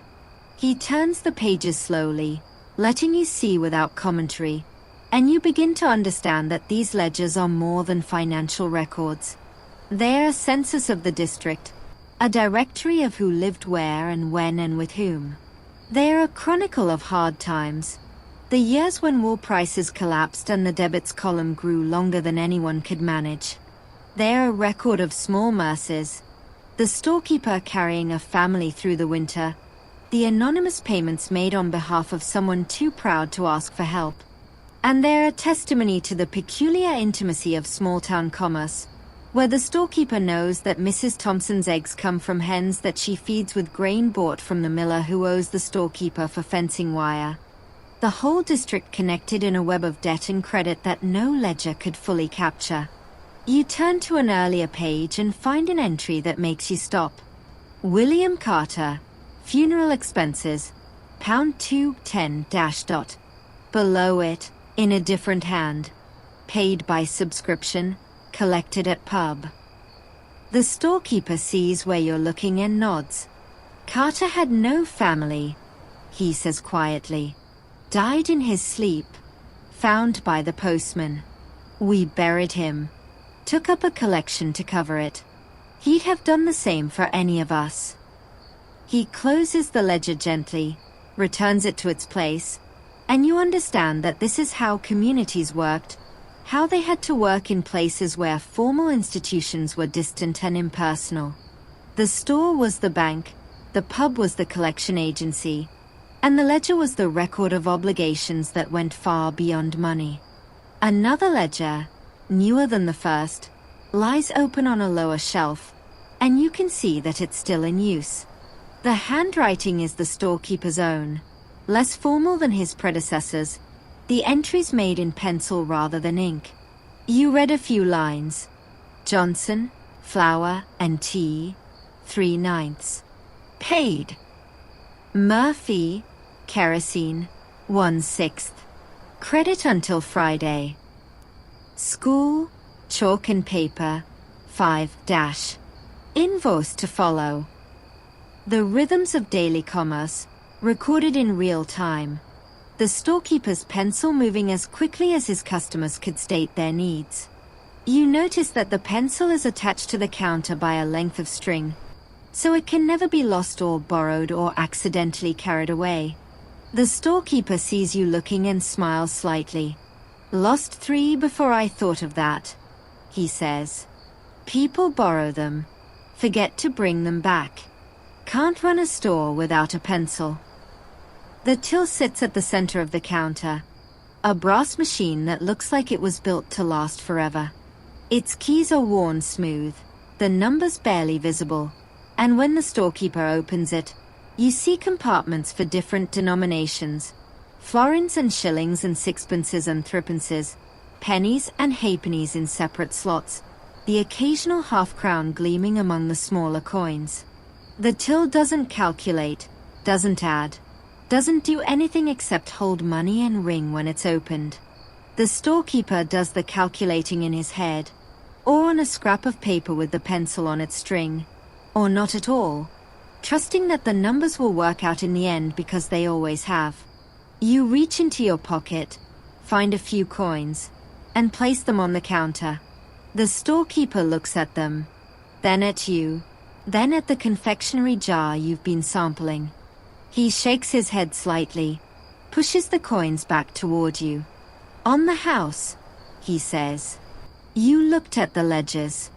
Most people don't.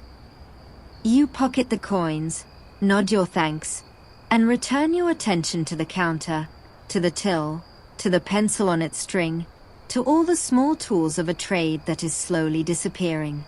Behind you, somewhere in the store, a floorboard creaks, and you imagine it's the ghost of a customer long dead, come to settle an account that's been open for decades. The storekeeper doesn't react. He's heard that creak 1,000 times, knows which board it is, knows that some things can't be collected and some debts are better left unpaid. You step back from the counter, letting your gaze rise from the ledgers and the till to the shelves that climb toward the ceiling. And there, on the highest shelf, just below the pressed-in ceiling that has caught decades of lamp smoke, you see the tea. Not the everyday tea that sits within easy reach, the packets of billy tea and roebuck that working men demand with their breakfasts, but the special tea, the imported tea, the tea that costs more than most families spend in a week. The tins are ornate, their labels featuring images of English country gardens and Chinese temples and Ceylonese hillsides, depending on which empire contributed the leaves within. They sit up there like treasures in a museum, visible but inaccessible. Their contents probably stale by now, but preserved by altitude and neglect and the storekeeper's reluctance to admit that no one buys them anymore. You point at the tins, and the storekeeper follows your gaze. For a moment, he looks almost embarrassed. "My mother's doing," he says. "She believed in having good tea available, even if no one could afford it. Said you never knew when someone might need something special. A birth, a death, a visiting dignitary." He snorts softly. "We've never had a visiting dignitary. Closest we got was the rabbit inspector in 28, and he drank billy tea like everyone else." But the tins remain, their presence a statement of possibility, a reminder that the store exists to serve needs that haven't arisen yet. You wonder how long they've been there, years, certainly, perhaps decades, and whether the tea inside is still drinkable or has long since surrendered its flavor to the dry air and the slow passage of time. The tea on the lower shelves tells a different story. Packets of billy tea, their labels featuring a swagman and his dog, stacked in neat rows that are constantly depleted and replenished. Packets of roebuck, slightly more expensive, favored by those who believe that a proper cup requires a proper brand. And, tucked away in a corner, a few smaller packets of something called the fu tea.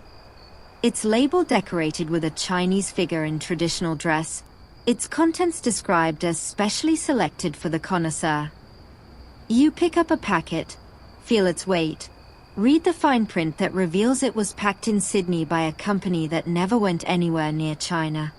But the name and the image do their work, suggesting exoticism and authenticity even as the tea itself is as Australian as the dust outside. Historians still argue whether the tea caddy was a symbol of hospitality or of social control in early 20th century Australia. And standing here among the packets and tins, you can see both arguments reflected in the shelves. The everyday tea, the billy tea and roebuck, sits within reach of anyone. Working man, housewife, passing swaggy. But the good tea, the special tea, the tea in ornate tins with foreign labels, that tea was kept locked away, literally, in tea caddies that required keys to open. The storekeeper's mother would have kept the key on her person, would have dispensed the precious leaves only when she judged the occasion worthy. A visiting minister, perhaps, or the doctor come to deliver a baby, or the magistrate passing through on his circuit. Ordinary folk made do with ordinary tea, and the distinction was as clear as the lock on the caddy. The practice had its roots in England, where tea was once so expensive that it was kept under lock and key to prevent servants from helping themselves. The tradition traveled to Australia with the first settlers, persisted long after tea became cheap enough for everyone, and found new life in the hierarchies of small-town life.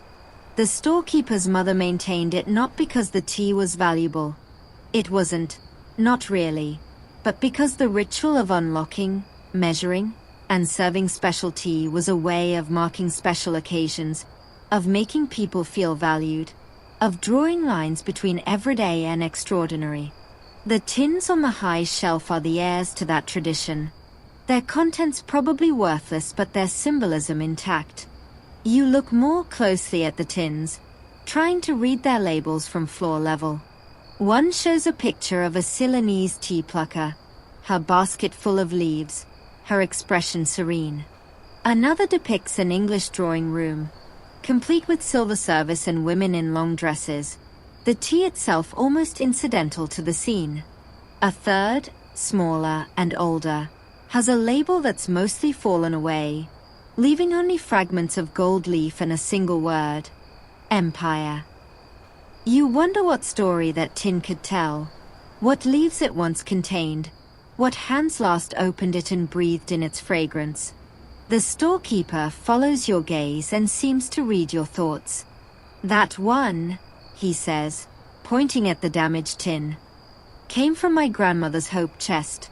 She brought it from England in 1888. Never opened it.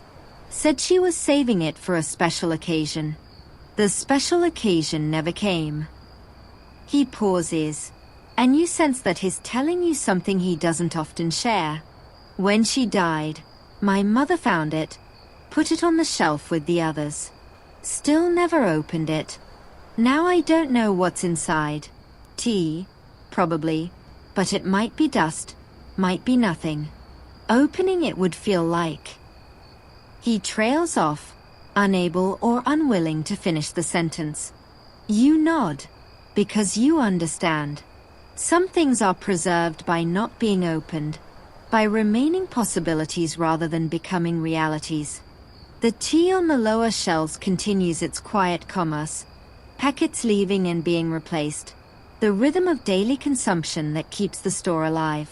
But the tins above watch over it all, silent witnesses to the passage of time, their contents slowly transforming from tea into memory. You wonder if anyone will ever open them, or if they'll sit there until the store closes and someone's children clear out the shelves, discovering the tins and throwing them away without ever knowing what they held. The thought is sadder than it should be, and you push it away, turning instead to the everyday packets that still have purpose, still have customers, still have a role to play in the lives of people who need their morning cup. A customer enters. You didn't hear the bell, but suddenly there's a man standing near the door, his clothes dusty from the road, his eyes scanning the shelves with the focused attention of someone who knows exactly what he wants. He walks past you without acknowledgement, goes straight to the tea shelf, and picks up 4 packets of Billy tea. He carries them to the counter, places them down, and waits while the storekeeper totals the cost in his head and announces a figure. The man nods, reaches into a pocket, and produces coins that he counts out one by one. The transaction complete, he leaves as silently as he arrived, the bell marking his passage. You watch him go, then look back at the tea shelf, where 4 new packets will eventually replace the ones he took, maintaining the store's careful balance between supply and demand. The storekeeper catches your eye and shrugs. "That's Mr. Harrison," he says. "Lives alone out past the creek. Comes in every 2 weeks for tea and flour and not much else. Never says more than he has to." He tucks the coins into the till. "I've known him 30 years. Don't know his first name. Don't think anyone does." He closes the till, and the sound of it ringing seems to echo in the quiet store. A small announcement that another transaction is complete, another moment in the store's long history has passed. Above you, the tea tins gleam faintly in the dying light, their secrets intact, their stories waiting for someone who will never come. Your eyes, still adjusted to the dim interior, now catch movement in the shadows near the rafters. Not anything living, at least not anymore, but the still forms of traps and papers that hang from nails like strange fruit. The mouse traps are obvious enough, their wooden bases and wire springs arranged in rows along a beam. ready for the nights when the store's rodent population becomes too bold. But beside them, hanging in curling sheets, you see the fly paper. Long spirals of sticky paper that dangle from the ceiling like streamers at a very grim party. They are not new, these papers. They are dark with the accumulated bodies of flies that made the mistake of landing on them weeks or months ago. Their corpses preserved in adhesive like insects in amber. The storekeeper doesn't replace them often, you realize. He lets them hang until they are so covered that no fly could possibly find a landing spot, then replaces them with fresh ones, the old ones going into the stove with barely a glance. You look more closely at the fly paper, and what you see makes you step back. The papers are not just dark, they are moving, or seem to be, because the layers of dead flies are so thick that the papers have begun to curl under their own weight, the corpses shifting slightly with each current of air. Thousands of flies, maybe tens of thousands, have met their end on these sticky spirals. Their tiny bodies a monument to the storekeeper's endless war against infestation. And yet, as you watch, a live fly lands on the edge of the paper, tests the surface with one cautious foot, and promptly becomes stuck. It struggles for a moment, then gives up, joining the masses of its predecessors in the slow wait for death. The storekeeper doesn't notice. He's seen it 1,000 times. Historians still argue whether the hygiene standards of 1930s general stores were genuinely dangerous by modern standards or simply reflected a different understanding of risk. Standing here, watching flies die on sticky paper while sugar sits in open barrels and bacon hangs unrefrigerated, you lean toward the former interpretation. The store is a paradise for pests. Food everywhere, warmth, shelter, and only the occasional trap or sticky paper to threaten their endless feast. Mice scurry along baseboards with the confidence of residents rather than intruders. Ants have established trails that seem almost permanent, highways of tiny bodies moving between cracks in the floor and sources of sweetness. And the flies are everywhere. They're buzzing a constant background noise that you've stopped noticing until this moment. You look at the sugar barrel, remembering the scoop you dipped your hand into, and you wonder how many flies have walked across that sugar, how many mouse droppings have been scooped up along with the crystals, how many invisible passengers have hitched a ride into the kitchens of the district. The storekeeper, following your gaze, seems to read your thoughts. You get used to it, he says, not defensively but as a simple statement of fact. Or you don't eat. Those are the choices. And he's right, of course. In a world without refrigeration, without sealed packaging, without the sanitary standards that modern shoppers take for granted, the alternative to a few flies in the sugar is no sugar at all. You make your peace with it, or you go without. And in the 1930s, going without is already such a constant companion that a few extra contaminants hardly seem worth worrying about.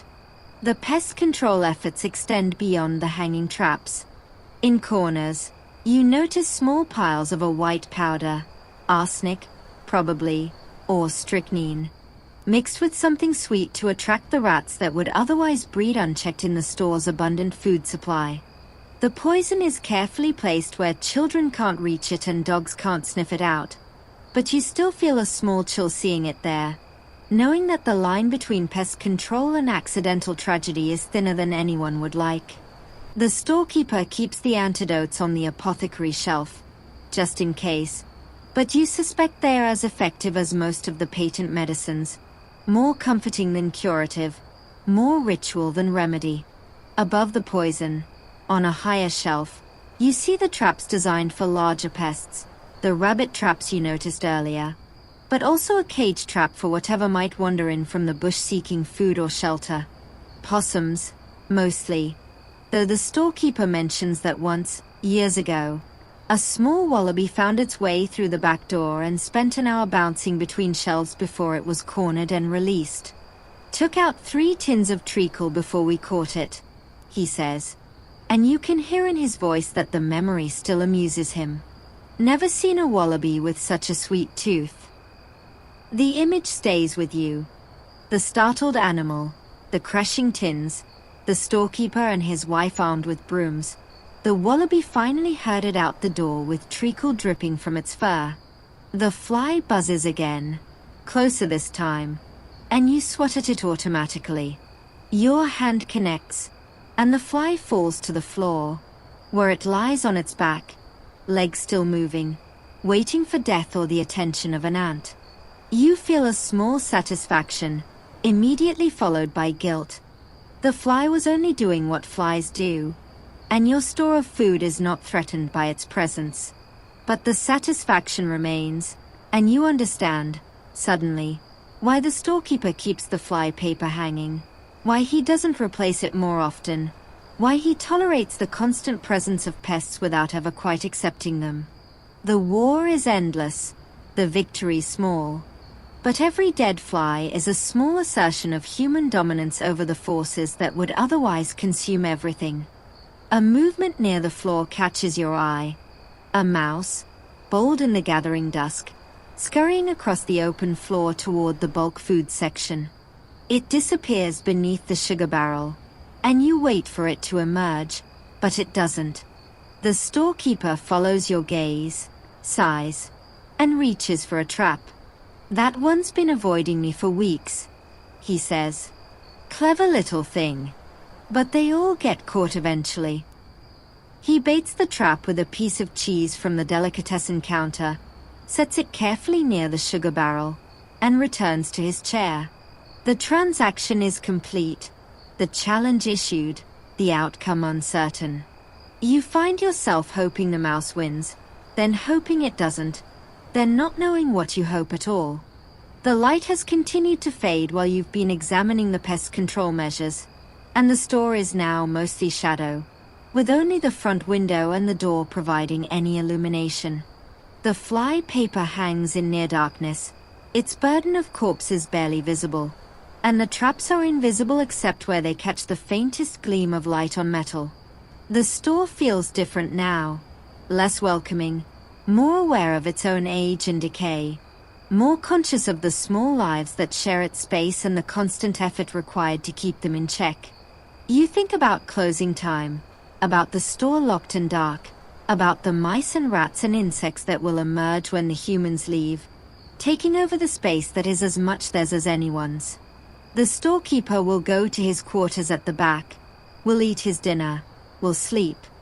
And through it all the pests will continue their endless foraging, their small depredations, their contribution to the slow consumption of everything. You shiver slightly, though the temperature hasn't changed, and you turn away from the traps and the poison and the fly paper, seeking the relative comfort of the store's front section where the light is stronger and the merchandise less haunted. But even there, you're aware of the small eyes watching, the small feet moving, the small lives that continue whether you notice them or not. The store is not yours, has never been yours, is shared with creatures who don't understand ownership or commerce or the strange human need to keep things separate. It's their store too, has always been, and the fly paper and traps are merely temporary inconveniences in their long occupancy. You take a deep breath, let it out slowly, and try not to think about what's happening in the darkness beneath the sugar barrel. You turn back toward the counter, seeking something solid and unchanging in the gathering dusk, and your eyes land on the till. Not the till itself this time, but something beside it that you hadn't noticed before.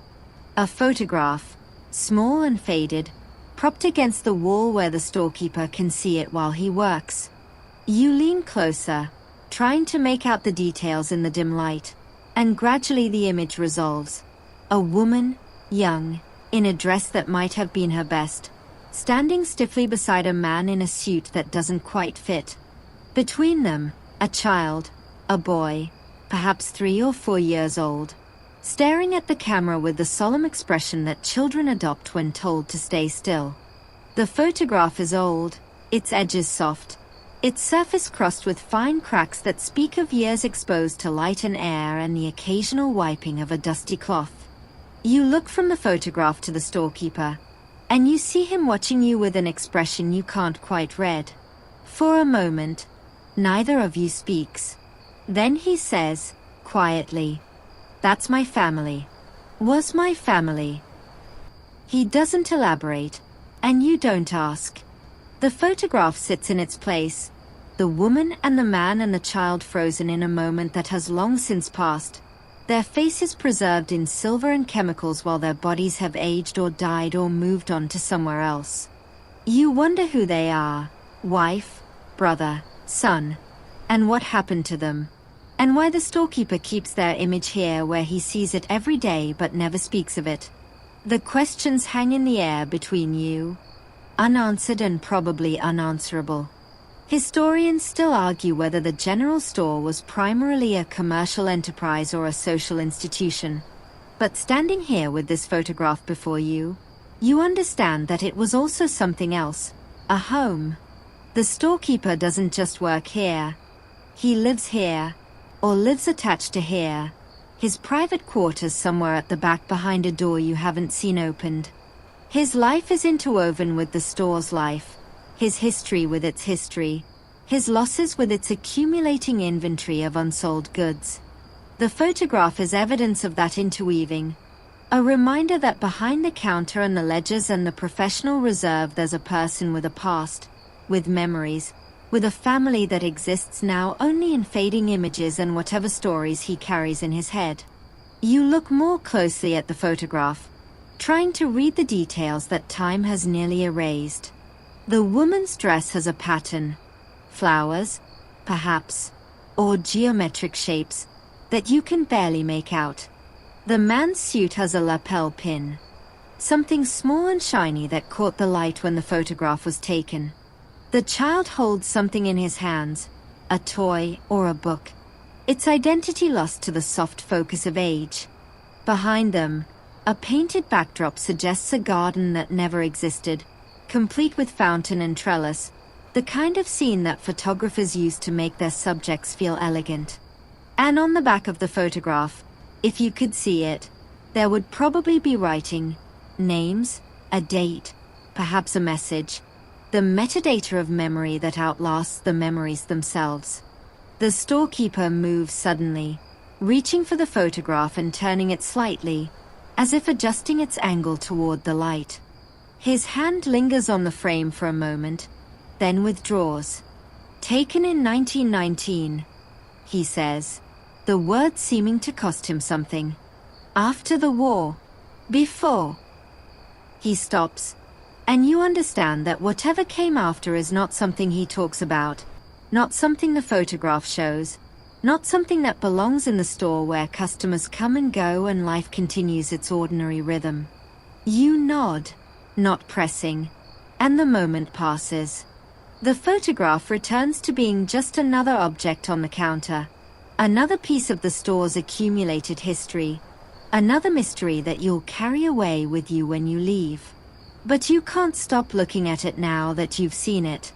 Your eyes keep drifting back to the faces, to the woman's serious expression, the man's slight smile, the child's solemn stare.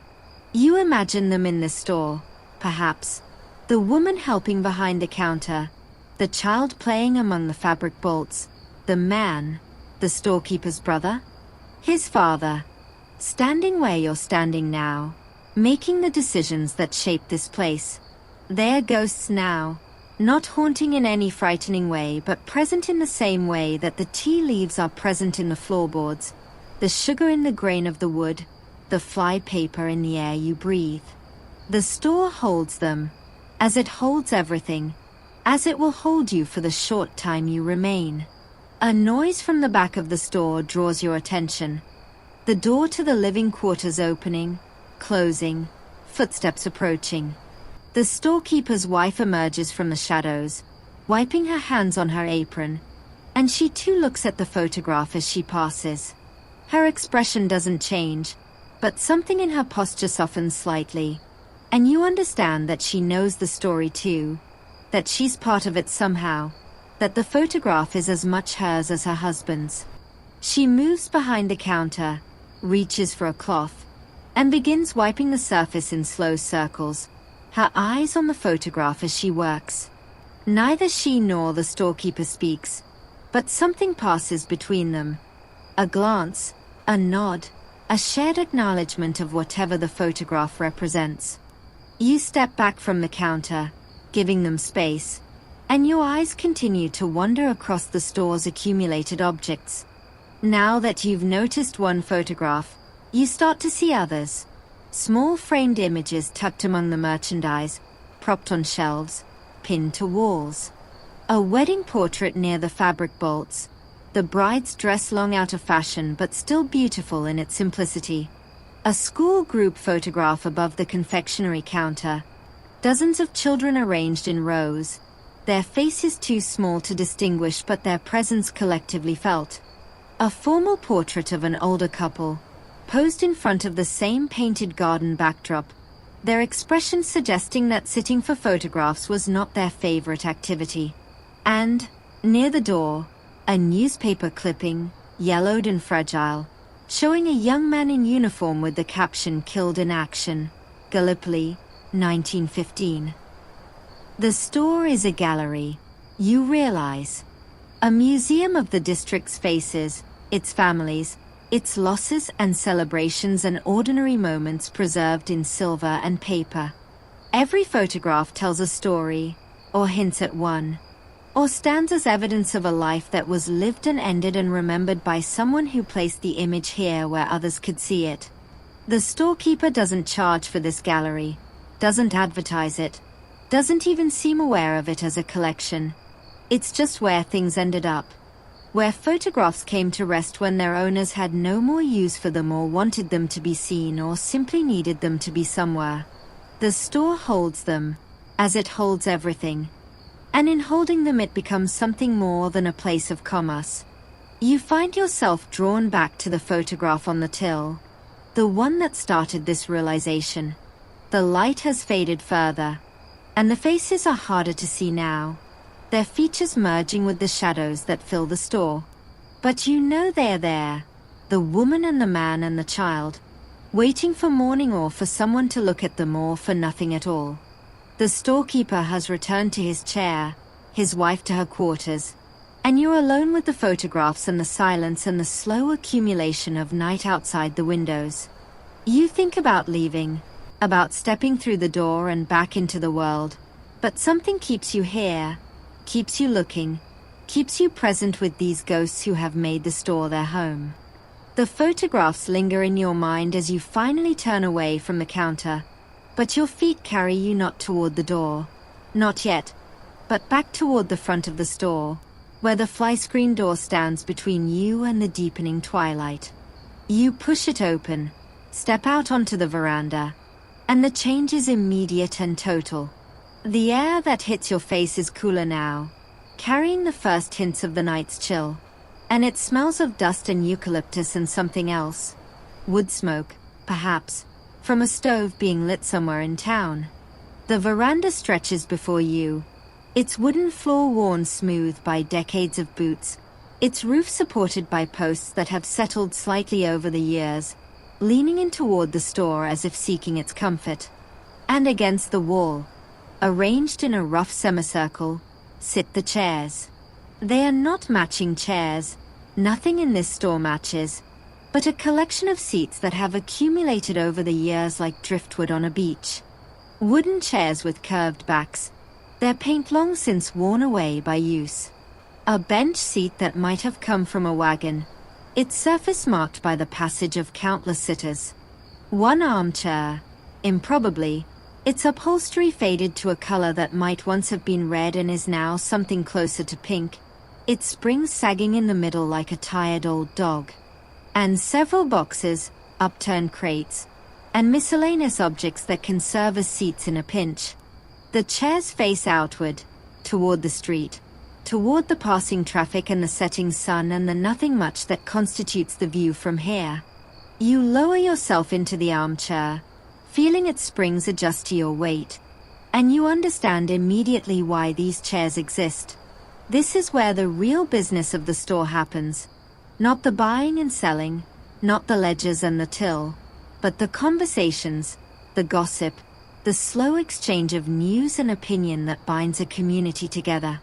Men sit here in the evenings, smoking and watching the light fade, discussing the weather and the crops and the price of wool and the latest scandal from the city. Women sit here in the afternoons, their shopping done, sharing recipes and complaints and the small triumphs of domestic life.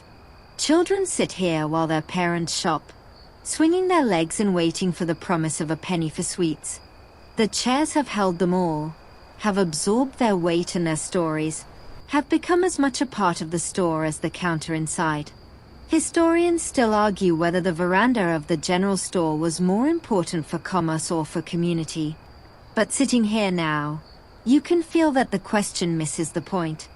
The veranda was where commerce and community became the same thing, where deals were struck on a handshake, where credit was extended or denied based on reputation rather than ledgers, where the storekeeper learned which families were struggling and which were thriving and which were about to fall apart. The conversations that happened here never appeared in any account book, but they shaped the store's business as surely as any transaction recorded in ink. A man's reputation, discussed on this veranda, could determine whether he got credit or was turned away. A family's troubles, whispered here in confidence, might bring anonymous help or quiet condemnation depending on who was listening. You look out at the street, at the dust that passes for a road, at the few buildings that comprise the town, a pub, its veranda mirroring this one, a blacksmith shop, its forge cold for the night, a handful of houses with lights beginning to glow in their windows. The view hasn't changed much in decades, you realize.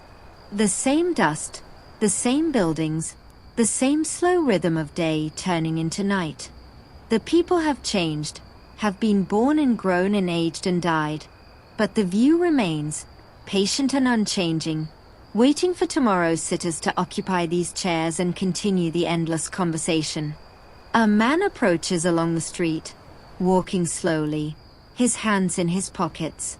He nods at you as he reaches the veranda, mounts the steps with the careful movement of someone whose joints have begun to complain, and settles into one of the wooden chairs without asking permission.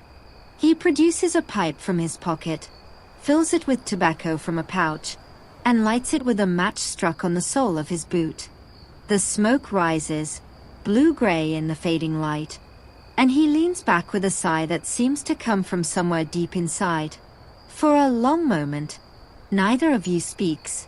Then, without looking at you, he says, "Hot one today." It's not a question, not really an observation, just a statement offered to the air between you. You nod, though he's not looking, and say, "It was."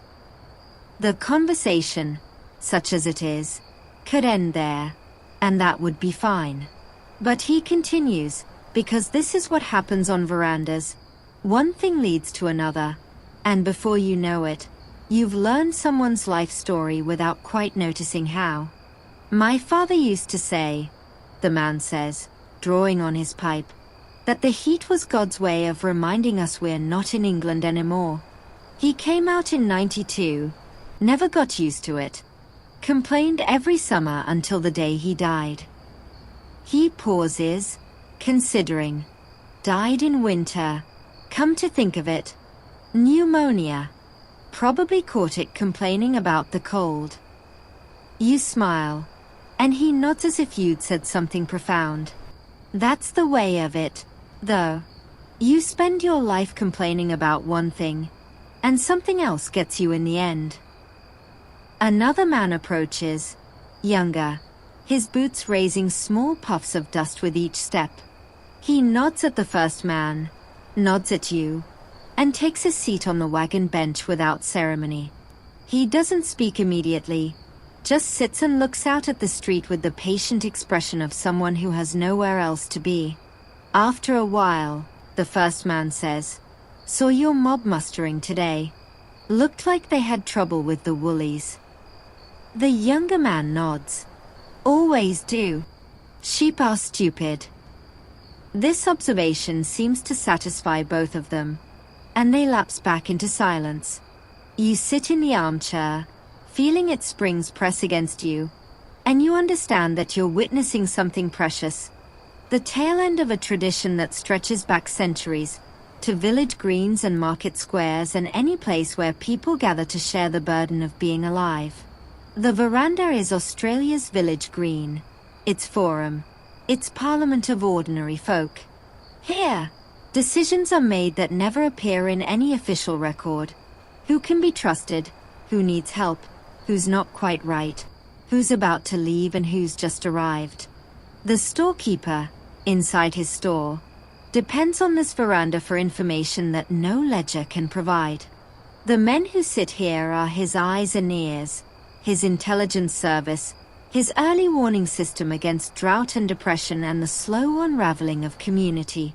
A woman appears at the door behind you, the storekeeper's wife, carrying a tray with 3 cups and a pot of tea. She sets it down on an upturned crate, pours 3 cups with practiced efficiency, and retreats inside without a word.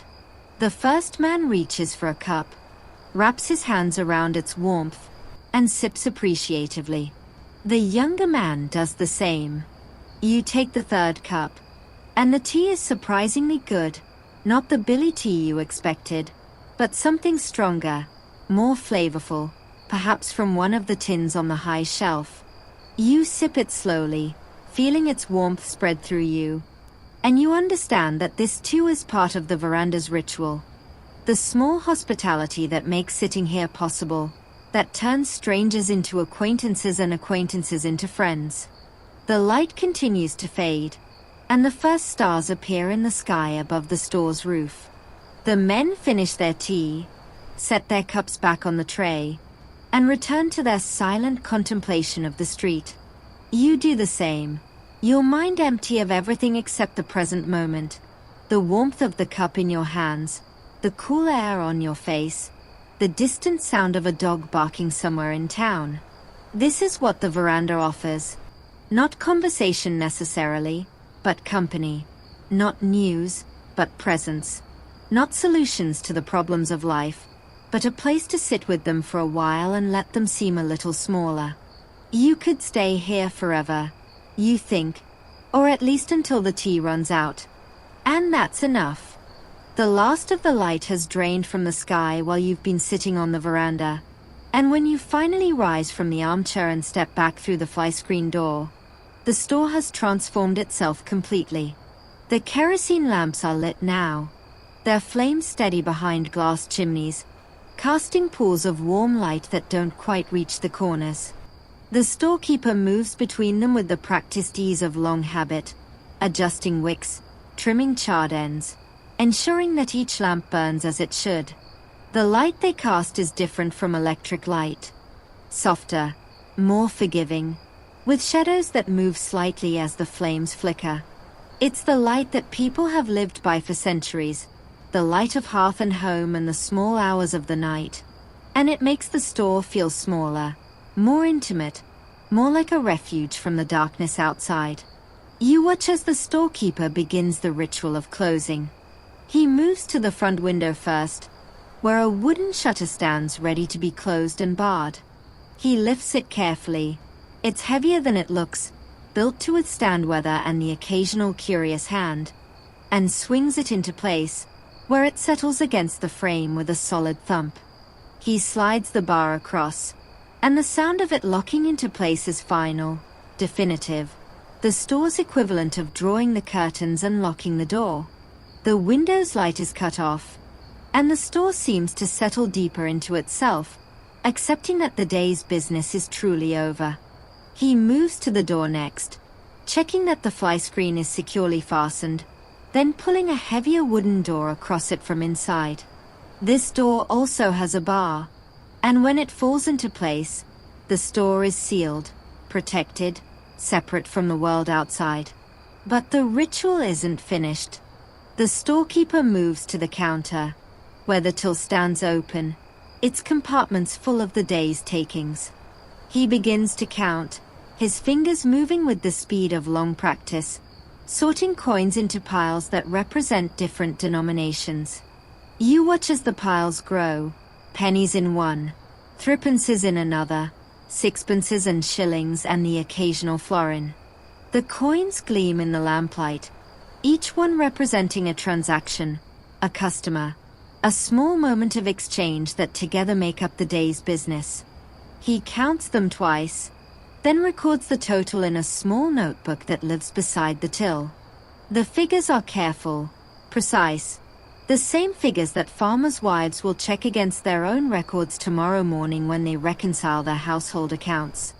Historians still argue whether the small country storekeeper of the 1930s was a pillar of the community or a profiteer who exploited his monopoly. And watching this ritual of counting, you can see how both views might be true. The storekeeper sets his prices, extends or denies credit, decides what to stock and what to refuse. These decisions shape the lives of everyone in the district, determine what they eat and wear and use, influence whether they survive hard times or succumb to them. But he also carries their debts, trusts their promises, provides when they have nothing to offer but hope. The coins on the counter represent both profit and obligation, both the store's survival and the community's dependence on it. He counts them not with greed but with necessity, calculating whether the day's takings will cover tomorrow's orders, next month's bills, the slow accumulation of stock that keeps the store alive.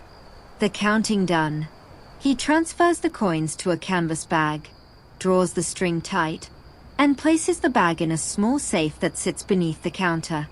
The safe is old, its paint chipped, its combination lock worn smooth by decades of fingers spinning the dial. He spins it now, his back turned so you can't see the numbers, and the safe door swings open to reveal not just money but other valuables. A few pieces of jewelry left for safekeeping, a small pile of documents that might be wills or deeds or simply letters too precious to lose, a photograph in a silver frame that you can't quite make out. The bag goes in, the door closes, the dial spins again, and the store's wealth is secured until morning. The lamps need attention now. The storekeeper moves through the store with a small pair of scissors, trimming each wick where it has charred and begun to smoke. The flames brighten with each trim, burning cleaner and steadier, and you watch as the shadows retreat slightly before advancing again as he moves on. He checks the fuel levels in each lamp, adding kerosene from a can he carries with him, his movements so practiced that he never spills a drop.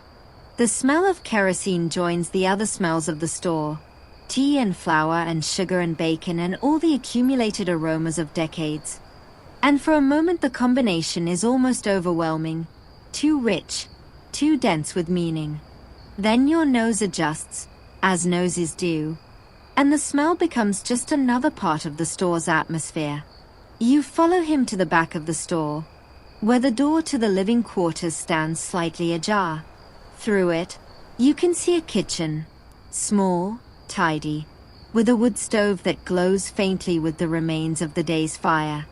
The storekeeper's wife moves within, setting out plates for tomorrow's breakfast, her shadow thrown large against the wall by a lamp that burns on the table. The storekeeper pauses at the door, looking back at you, and for a moment you think he might invite you in, might offer you a seat at that table and a share of whatever meal they'll eat. But the moment passes, and he simply nods, the same nod he gave you when you entered, hours ago, and steps through the door, closing it gently behind him. You're alone in the store now, or as alone as you can be with the lamps burning and the shadows moving and the accumulated presence of everything the store contains. You walk slowly back toward the front, your footsteps loud on the floorboards in the silence, and you look one last time at the shelves, the barrels, the counter, the till. Everything is as it was when you arrived, and everything is different. The light has changed, the day has ended, the store has withdrawn into itself for the night.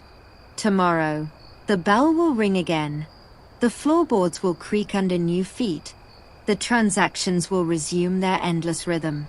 But tonight, the store belongs to itself, to the darkness and the silence and the slow settling of wood and stone and glass into the rest that comes after labor. You reach the front door, lift the bar that the storekeeper lowered, and step out onto the veranda. The night air hits you like a blessing, cool and clean after the store's accumulated warmth. Behind you, you hear the bar fall back into place, and you know without turning that the storekeeper has come out of his quarters to secure the door behind you. The veranda is empty now, the chairs dark shapes in the starlight, the street beyond them silent and still. You stand for a moment, breathing, letting the store's atmosphere slowly release its hold on your senses. Then you step down onto the road, and you walk away, leaving the store to its night, its dreams, its long wait for morning. You stop halfway down the road and turn back to look at the store one last time. It stands against the star-scattered sky like a ship at anchor, its corrugated iron roof catching the faint starlight, its veranda a dark line of shadow beneath. No light shows through the shuttered windows, but you know the lamps are still burning inside, their flames reduced to the smallest possible flicker, waiting for morning when they'll be trimmed and brightened and called back to full service. The store seems smaller now, seen from this distance, less like the overwhelming universe it became while you were inside and more like what it actually is. A building, a business, a place where people buy things they need. But you know, even as you think this, that it's more than that. It's a repository of stories, a museum of ordinary life, a cathedral of the everyday. And you've spent an evening inside it, which means you'll carry it with you forever. The night is quiet now. The kind of quiet that only comes to small towns after dark when everyone has gone inside and the only sounds are the ones the night itself makes. Somewhere in the distance, a dog barks once and falls silent. Closer, an owl calls, its voice carrying through the still air like a question. The stars are brighter than you remember them being, thousands of them scattered across the sky in patterns that people have been reading for millennia. You pick out the Southern Cross, low on the horizon, and Orion, upside down compared to how you see it in the Northern Hemisphere, and a dozen other constellations whose names you've forgotten or never knew. The sky, like the store, holds more than you can comprehend. You think about everything you've seen tonight. The floorboards worn smooth by generations, the hardware corner with its patient tools, the sugar barrel and the treacle tin and the bacon cutter from Germany. You think about the medicines on their shadowed shelves, the cocaine and morphine hidden in plain sight, the small brown bottle that held someone's private formula against whatever ailed them. You think about the fabric bolts and the ready-made dresses, the buttons and thread and the treadle machines that turned calico into clothing. You think about the confectionery counter and the children who pressed their noses against it, the penny licks and the butterscotch and the dog who waited patiently for dropped sweets. You think about the ledgers, the names and debts and payments in eggs and labor and promises, the whole district's economic history written in pencil and ink. You think about the photographs, the faces frozen in time, the woman and the man and the child who existed once and exist now only in silver and paper. You think about the veranda, the chairs, the men who sat in them and spoke of nothing and everything. You think about the lamps being trimmed, the till being counted, the door being barred against the night. Historians still argue about what the general store meant to communities like this one, whether it was primarily economic or social or something else entirely. But standing here in the dark, looking back at the store's dark shape, you think you understand something that the historians might miss. The store was simply there. It was present. It existed at the center of people's lives not because of any grand design, but because that's where it ended up, because that's where it was needed, because that's where it stayed while everything else changed around it. It witnessed births and deaths, good seasons and bad, the arrival of new families and the departure of old ones. It held the community's memories, its secrets, its small triumphs and ordinary tragedies. It was, in the end, just a store. But it was also everything. The storekeeper is inside now, you know, sitting perhaps at his kitchen table with his wife, drinking tea, and not talking about the day that's passed. Or perhaps is already in bed, sleeping the sleep of someone who has done what needed to be done and will do it again tomorrow and the next day and the next, until he can't anymore. His life is measured in transactions, in lamps trimmed and tills counted and doors barred, in the slow accumulation of days that together make up a lifetime. The store will outlast him, probably, will pass to someone else, or close, or burn down, or simply stand empty until the weather claims it. But tonight, while he sleeps and you watch from the road, it's still his store, still alive with his presence, still the center of his world and the world of everyone who depends on it. A breeze stirs, carrying the scent of eucalyptus and dust and something else. The faint, almost imperceptible smell of the store itself, tea and flour and kerosene and bacon, carried on the night air like a message from the building to the world. You breathe it in, hold it for a moment, let it become part of you. Then you turn away, finally, and begin walking down the road that leads away from the store, away from the town, away from everything you've seen and felt tonight. The road is dark, but you don't need light to follow it. It's straight enough, flat enough, familiar enough in its way. You walk, and behind you the store grows smaller, darker, less distinct, until finally you can't see it anymore. But you can still feel it. You'll always feel it. You think, this store that you entered hours ago and will never really leave. It's inside you now, part of your memory, part of your understanding of what it means to be human in a world that sometimes seems determined to forget. The sugar, the flour, the bacon, the tea, the ledgers, the photographs, the chairs on the veranda, the storekeeper and his wife, the customers who came and went, the children who grew up and moved away. All of it, everything, held in the corrugated iron and weathered wood of a building that shouldn't matter but does, that shouldn't mean anything but means everything. The road continues, and you continue with it, walking into the night and whatever lies beyond. Behind you, the store settles into its darkness, the lamps burning low, the shelves patient with their merchandise, the floorboards waiting for tomorrow's feet. The bell above the door is silent, the fly screen still, the shutters barred against the dark. Inside, the store dreams its long dream of commerce and community, of transactions and conversations, of all the lives that have passed through its doors and left something behind. And somewhere in that dream, you're still there, still walking its aisles, still running your hands over its goods, still present in the way that memories are present, in the way that stores hold everyone who ever entered them, in the way that the past never really passes but waits instead for someone to return and find it waiting. So rest now, knowing that the store is still there, somewhere, in a town that may or may not exist anymore, on a road that may have been paved or may have returned to dust. Rest knowing that the storekeeper has counted his till and barred his door and gone to his rest, that the lamps are trimmed and the shelves are stocked and everything is exactly as it should be. Rest knowing that tomorrow, when the sun rises, the bell will ring again and the floorboards will creak and another day will begin in the oddly soothing inventory of a 1930s Australian general store. And rest knowing that you were there, that you saw it, that you felt it, that you carried it away with you when you left. The store is part of you now, and you are part of it.